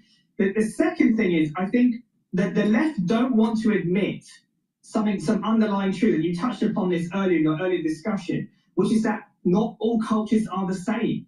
And Donald Trump recently brought up this idea of targeting the Somali community. Now, you may disagree with some of the rhetoric that he used, but the main thrust of his point was, when you're dealing with a national situation with border control, you have to discriminate country by country based on cultural norms. If you have a country like Afghanistan or Sudan or Iraq, which normalizes child marriage, is it a good idea to bring in young or allow tens of thousands of young men to come into your country and freely roam around? Is that a logical thing to do? So in my opinion, culture has been relegated below economics, but I think culture should be above economics and even at the level of national security. I think that's where the left have gone horribly wrong. Rita. Byron, there was a very high-profile case that just concluded in the UK. 2 Afghan nationals, asylum seekers, who were convicted for raping a teenage girl, and was the evidence in the trial and the commentary from one of the defense lawyers, which was really interesting, about those cultural differences. And he said that was part of the reason this crime occurred. And then we've got people who come here who are not used to women having equal rights. This sort of thing is almost inevitable. Tell me about that case. There was some footage that was released that was pretty harrowing, and there were fears that that footage could spark riots. Yeah, I mean, these were 2 Afghan, apparently children, who actually targeted a lone girl who managed to get separated from her friends. She appealed for help. Unfortunately, she didn't get the help, tragically, and she was raped, as you said. And I would just add that this is a daily occurrence where we are having illegal migrants who are being housed in taxpayer-funded hotels, who are allowed to roam the streets from the countries I just mentioned, Afghanistan, Sudan, Eritrea, and so on. They're allowed to roam the streets. And what's happening is, on a daily occurrence, we're having some form of rape, murder, or sexual assault. And under any normal circumstance, you would be calling a national state emergency. But the Labour government are largely silent on this whole issue, even though it's happening on a daily basis. So there is an element of absolute helplessness. We're going to start seeing this happening in New York City because of Mondani. Sense of despair, a sense of frustration and rage, because every crime committed by an illegal migrant has the fingerprints of Keir Starmer and the Labour government. You can't compare these crimes with ordinary crimes committed by British citizens. And Afghans, for example, are 3 to 4 times more likely, if not, and by the Centre of Migration Control actually says it's 22 times more likely to commit sexual assault than the average Brit. So this is a massive disproportion, and we are allowing these people into our country who shouldn't be here. They should be detained, and they should be deported. The last thing they should be doing is allowed to be roamed free on the streets, and that is what has happened every single day. We're getting these incidents come forward. Myron, I also wanted to ask you a little bit more of what Rupert Lowe spoke about with London and the problem with London, and I suspect it's the same in other major cities. But all these insane climate regulations and so on. So Rupert Lowe specifically pointed to London having like a 20k blanket speed limit. There's all those ULEZ kind of emissions zones where if you have this type of car, you can't drive. There's the regulation. I know last time I drove in London, it was just a horror show. It was just a nightmare. And this has led to small little rural shopping centres and that closing down. You're not getting the small businesses. Does he have a point with that? Is the climate cult, if you like, really starting to damage places like London? I mean, Sadiq Khan has introduced these ultra emission zones, ultra low emission zones, where he's really put you have to pay extortionate amounts for if you're running a business and you're trying to get around London in a big van, construction and so on. all of these things, it just makes it completely unviable. So you combine that with also, I would say, trains are often very late. We often have strikes. The unions are very powerful, especially under Labour these days. So all of these things combined means that London is somehow paralysed. And like I said, there is this sense, we're going to put it quite succinctly, that there is this sense that we are dying. We are losing faith in ourselves. We are losing faith in public services, the ability that everything is broken, nothing seems to work. That is the mood. Combined with a fragmented, low-trust society, this escalates and amplifies the whole situation. But definitely, Sadiq Khan, with its diversity, and it's also climate change. Those are the two classic things that Labour keep banging on about. Sadiq Khan is no different. Myron Central Nathan, always great to chat to you, and you stay up late to chat to us, which is great. Thank you so much. You've been a big part of the success of this year, Outsiders, and we look forward to seeing you next year. And have a very Merry Christmas there. Being a football player with plaque psoriasis is challenging. The football locker room is always a place where people are going to see your skin, and you can't hide it forever. I'm Dallas Goddard, professional tight end, and this is of things with the administration. You know, we heard some of the pushback from Pete Hegseth, as you guys were just discussing about releasing the full video. We've certainly heard from Republicans included who say that they would be okay with the video going out publicly. And there's still questions about what is the end goal here. What are they trying to do? What's the final the final outcome that the administration wants? And I think there are some senators in both parties that are still asking that. Well, it sure sounds like it. We heard just a couple of days ago from Congressman Jim McGovern, the Democrat from Massachusetts, has a war powers resolution expected to hit the floor this week. We know that Senator Ruben Gallego has his own in the Senate. There could be others, Jonathan. Will we see a war powers vote before everyone leaves for the holidays? I'm not sure that we'll actually see a vote. I think we'll see an attempt. Senator Adam Schiff has said that he's going to attempt to get unanimous consent in the Senate for a vote to kind of skip past the normal procedures that are required. I expect that would be blocked by somebody because it only takes one person to block it. But Democrats are definitely trying to put this issue front and center and to make Republicans take a public position on this, which I think there's, split opinions within the Republican Party about not necessarily the actions in Venezuela, but whether Congress should be involved at this stage. Yeah. Reporting that the administration will show video of the second strike on the double tap on the 2nd of September to members of the Senate and House Armed Services Committees.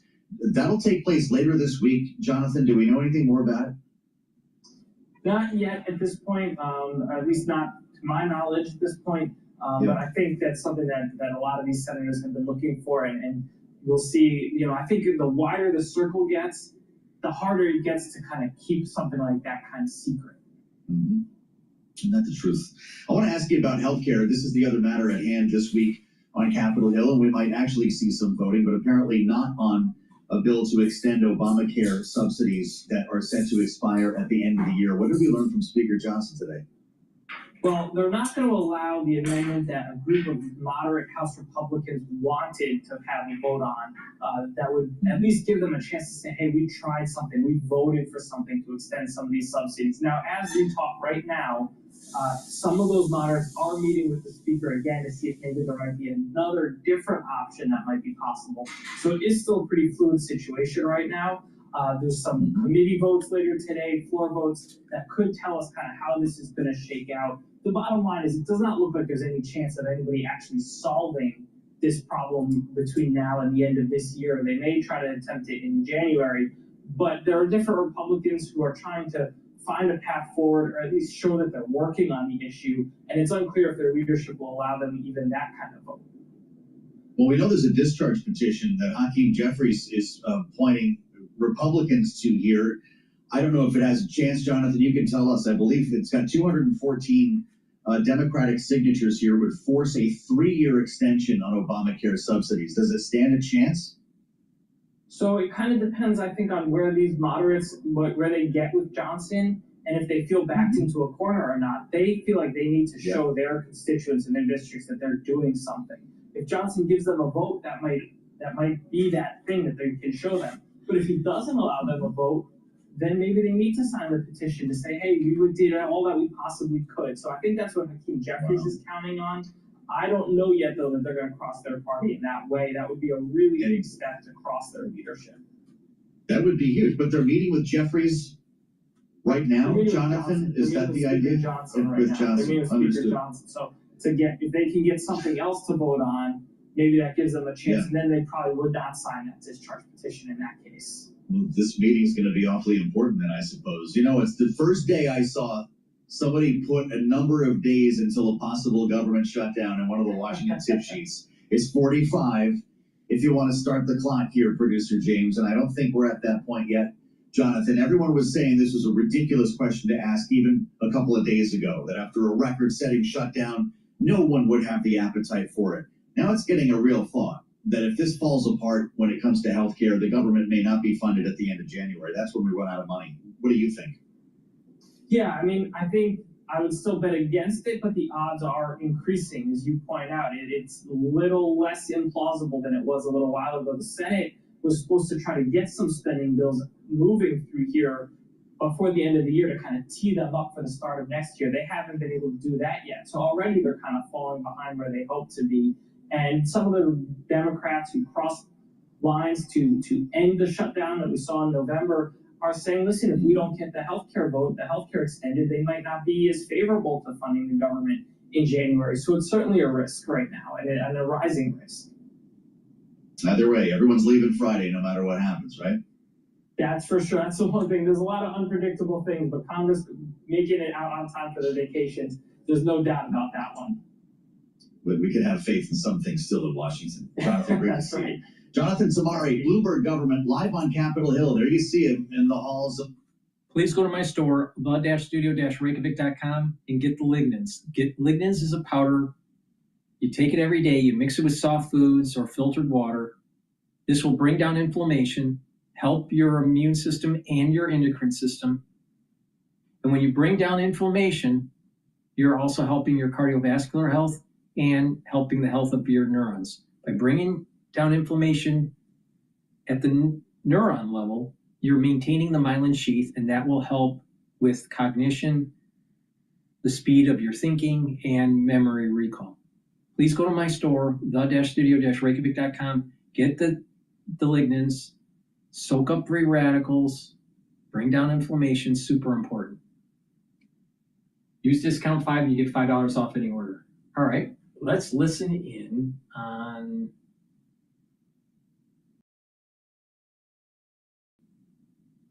let's see. We're going to listen to the Bloomberg podcast on U.S. payrolls. No matter what's on your plate or on your mind, the UPS store wants to guarantee this holiday season has more. With our pack and ship guarantee, your items arrive safe or your money back. For every Wrigley holiday, visit the UPS store today. I think, Tom, for me, the unemployment rate ticking up to 4.6, as we said in the preamble. I think that's going to get attention of investors and policymakers. I think you see that move in the bond market already.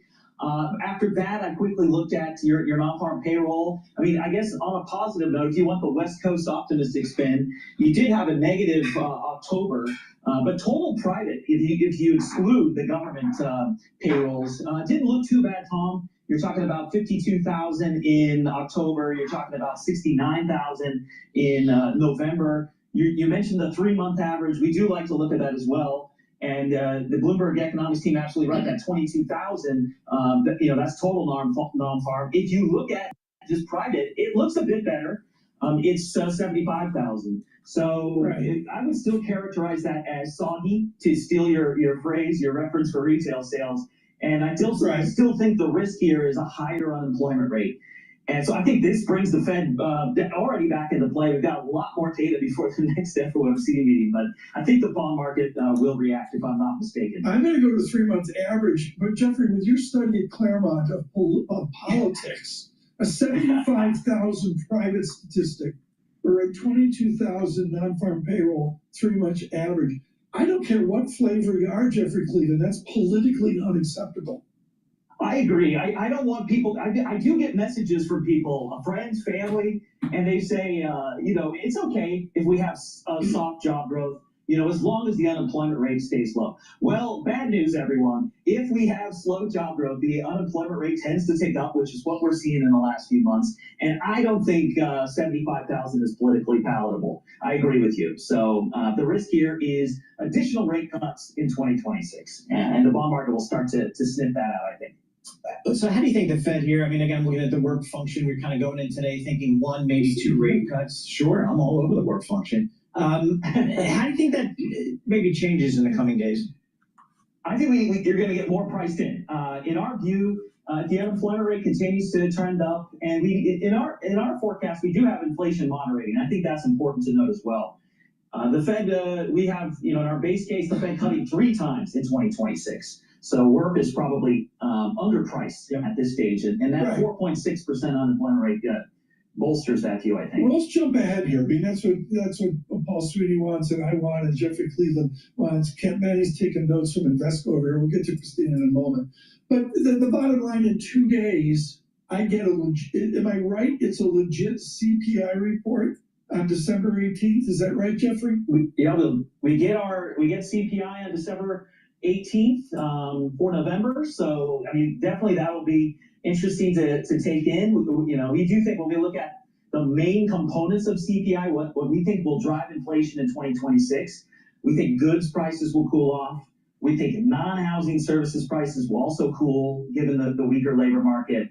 And we do think housing has been a big thorn in the side of the CPI, the policymaker community. So we expect some relief in the housing component. So when we tie that all together, we do get core inflation trending back towards 2% next year. So that's kind of how we're looking at things. Jeffrey, I mean, it's inflation again. We're going to hear some more inflation later on. We're hearing that maybe that cost of housing is coming down. How does that housing figure into just kind of inflation? Because for a lot of people, that's a big component. Yeah, I mean, for the CPI, it's a big chunk. We're talking about a third of core CPI. It's a little bit less of an issue in core PCE, which is the Fed's preferred inflation gauge. But the data is slow and sticky, at least the government data. And we do see scope for the housing component of those indices to continue to cool off. That's good news. But I think it's more of the government data catching up with the reality on the ground. I think we've already seen in private sector metrics of rent and things of that nature a cooling in the housing component. But that should, people have said to me, we're sticky. Inflation is sticky. It's stuck at 3%. I think a portion of that is housing. As that cools off, core inflation will head back to 2%. Alrighty. Please go to my store, the-studio-reykjavik.com, and get the Boomer Boost. Boomer Boost has 68 nutrients. It is a very comprehensive compound profile shown on the screen here. You can also read the label on my website, the-studio-reykjavik.com. But get the Boomer Boost. Boomer Boost will help different systems. It targets different systems. It will help with brain function, musculature, rev up your metabolism and your energy levels, help with your cardiovascular health. It'll also help with controlling your A1C levels. It's a very powerful compound here. And if you stack it with my larger protocol, you'll get further benefits. That larger protocol is the following.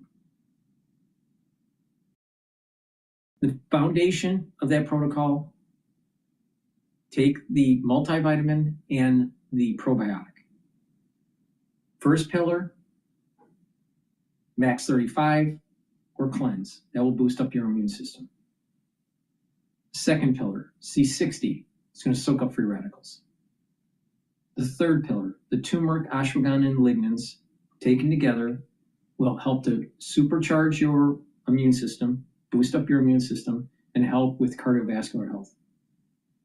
And Boomer Boost revs up your energy levels and your metabolism. Take this every day. This is a month's supply. And if you stack it with that core protocol that I just mentioned, you're really going to slow down the aging process and get healthy. But it's a holistic approach. It's taking the proper supplementation, with proper diet and exercise, drink filtered water, make sure you stay away from processed foods, learn new things, do some cardio and resistance training, balancing and stretching exercises on a regular basis. And what you will find when you do that with proper sleep, you're slowing down the aging process and you'll look younger. You'll feel that you'll have more vitality and you'll be more active. So please go to my store, the-studio-reykjavik.com. Click the link that's in the description to get to my website and get the Boomer Boost. Make sure you use discount 5 and get $5 off any order. If you spend $100 or more, you get a free gift until supplies last. Okay, I'm scanning what's new in the posts here.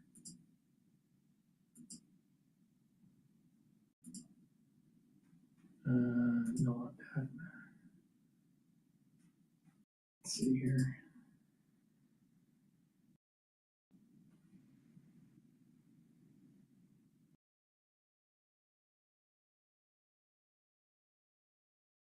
Now let's listen into Fox News. Peter, Mr. Billingsley. Sorry, got a little lost in the sauce there.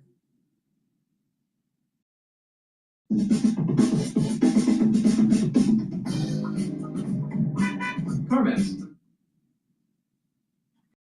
So the news continues. We're getting some more answers on a couple of things and still waiting on others. So police are looking for this person in connection with the shooting that killed at least 2 people and wounded 9 others. Investigators describe the suspect as 5'8", and they say that's a stocky build of a guy. The FBI announcing a $50,000 reward for any information leading to an arrest. So now that lack of an arrest is prompting a lot of frustration in Providence, as you can imagine. Police say they're doing everything they can in their power to bring this search for a killer to an end.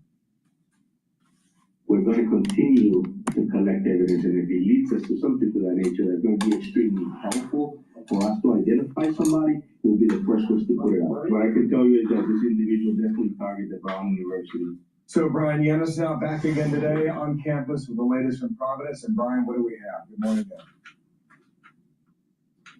Bill, good morning. Investigators still don't know why the gunman chose this particular classroom inside the Barris and Holly Engineering and Physics building behind me. They don't know where the gunman is. They don't know who that gunman is, but they insist that they are making, quote, steady progress in identifying the shooter. Let's take a look at these new videos. Providence police releasing new surveillance videos showing the clearest pictures yet of their primary person of interest walking nearby at 2 p.m. Saturday, just 2 hours before the shooting. Police don't know why he was walking around. The man is seen wearing a dark beanie, a surgical mask over his face, and a dark two-tone jacket. He's just walking almost casually. At one point, he stops and turns and looks around with his arms behind his back. The Attorney General says new videos are coming into authorities at a much faster clip after the weekend.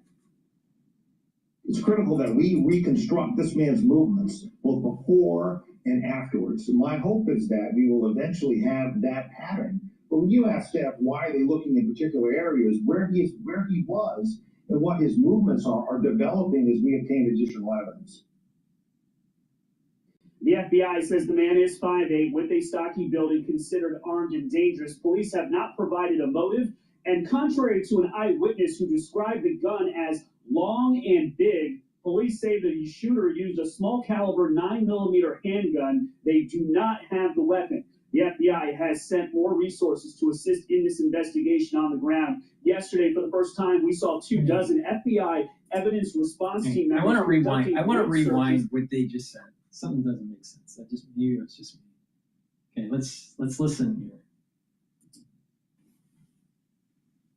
here. As we obtain additional evidence. The FBI says the man is 5'8", with a stocky build and considered armed and dangerous. Police have not provided a motive, and contrary to an eyewitness who described the gun as long and big, police say the shooter used a small caliber 9mm handgun. They do not have... So you have an eyewitness saying that a large gun, but the authorities are saying short gun. Maybe there were 2 people. Maybe that's the issue. Maybe he had 2 different weapons.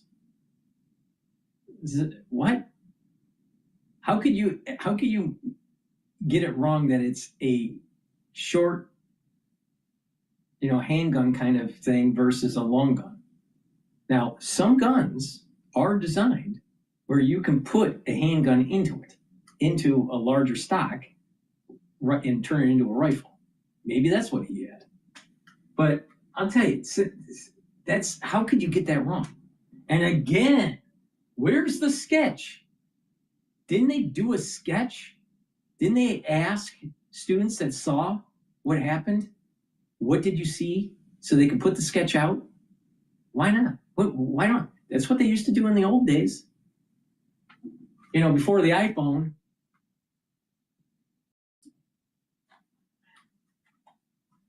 The FBI has sent more resources to assist in this investigation on the ground. Yesterday, for the first time, we saw 24 FBI evidence response team members conducting grid searches at the scene and across the street, searching through the snow, the bushes, shrubs, dumpsters, and garbage cans. We saw them pick up several items, an empty glass alcohol bottle, what appeared to be a piece of blue plastic or a glove, anything that could perhaps have been tossed or touched by the shooter. Now, days after Brown University canceled this is classic. projects and Forensic evidence collectors in the garbage can.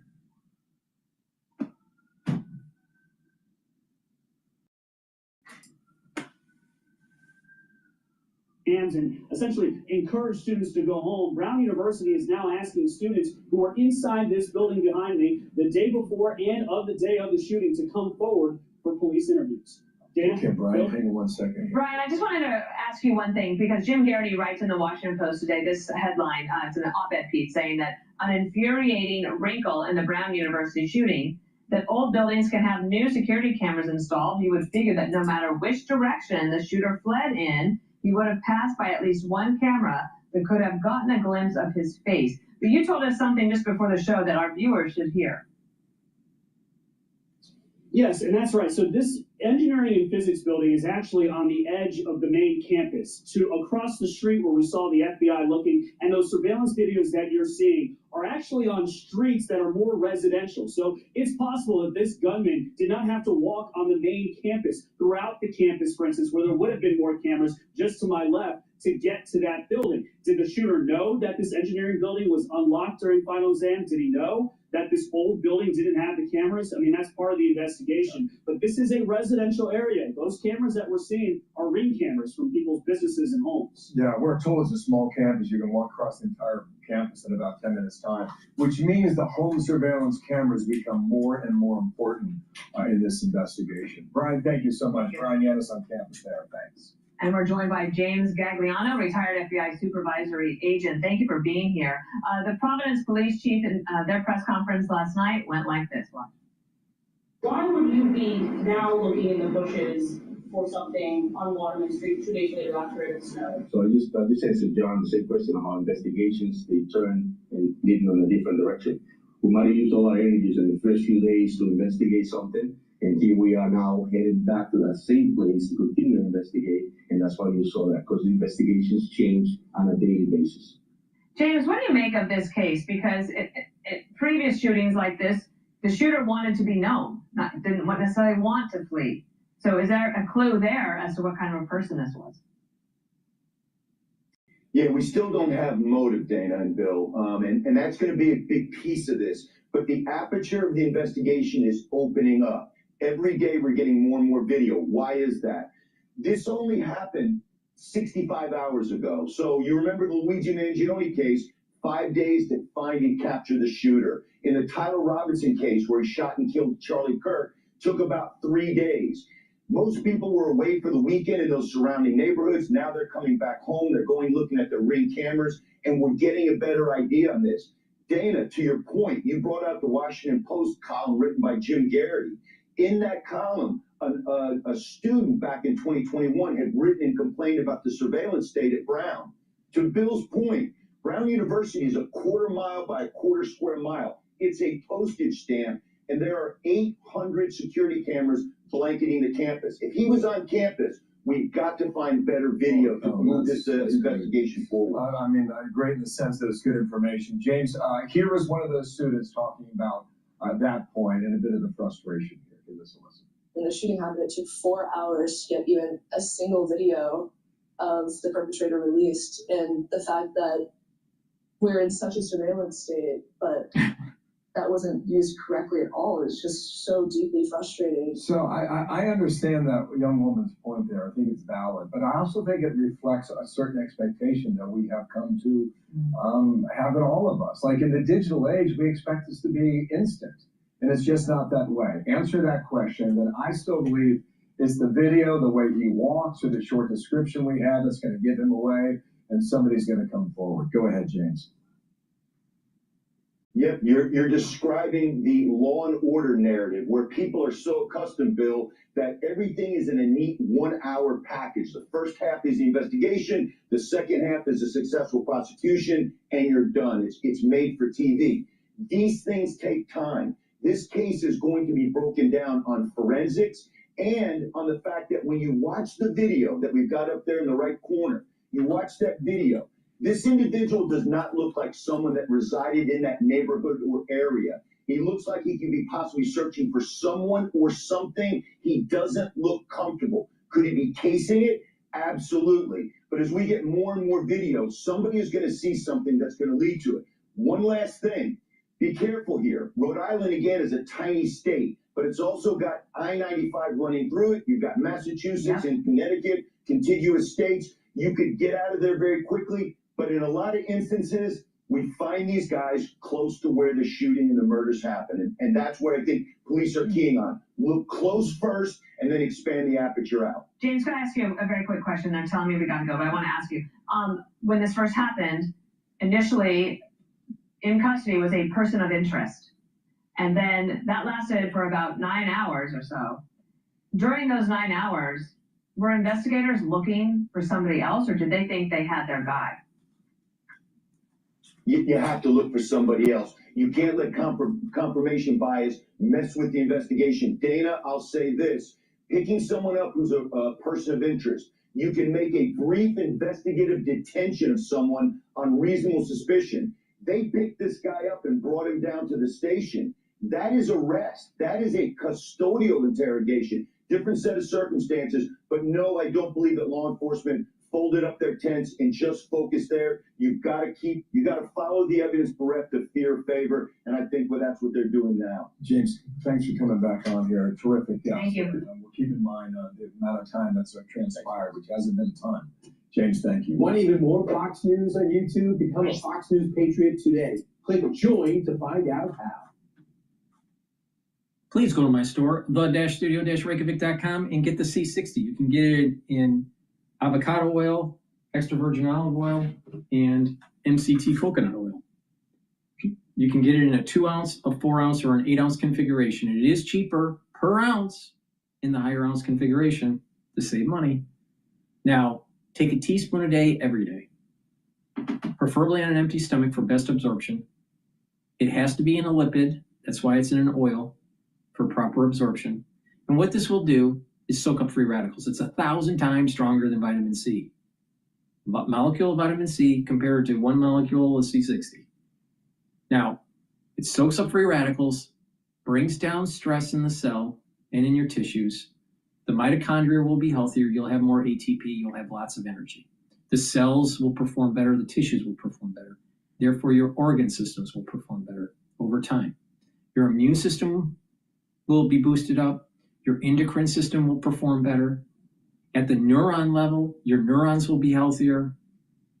And over time, you'll have better positive neuroplasticity, so you're going to be thinking faster. You'll have better memory. In addition, at the vascular level, by soaking up those free radicals, you're reducing the concentration of oxidized LDL, so you're reducing plaque formation. So C60 helps with your cardiovascular health. In addition, C60 also helps the basal layer of your skin, soaks up those free radicals, and it allows for your cells to be healthier as new skin cells are produced. This stacks really well with resveratrol, especially for the basal layer for your skin. You will start feeling the effects of taking C60 within 2 months. You're going to have a better immune system. You're going to have a better endocrine system. You'll have more energy. And then over a year, taking it every day, you will look younger. So please go to my store, the-studio-reykjavik.com, and get the C60. It's very potent. I've been taking this since 2016 every day. So please go to my store, get the C60. That's the end of my broadcast. Make sure you use discount 5 to save some money. If you spend $100 or more, you get a free gift until supplies last. Get some supplements for improving your health. Take my advice, stack them the way I've been telling you to. Do some holistic approaches to improving your health, and you're going to slow down the aging process. Get them as gifts. Try to convince someone to get healthier. And if a society does this more regularly, they'll be more productive, they'll be healthier, and our healthcare costs will go down. So please go to my store, the-studio-reykjavik.com, and get the great products that I offer. Thank you for listening and have a nice day.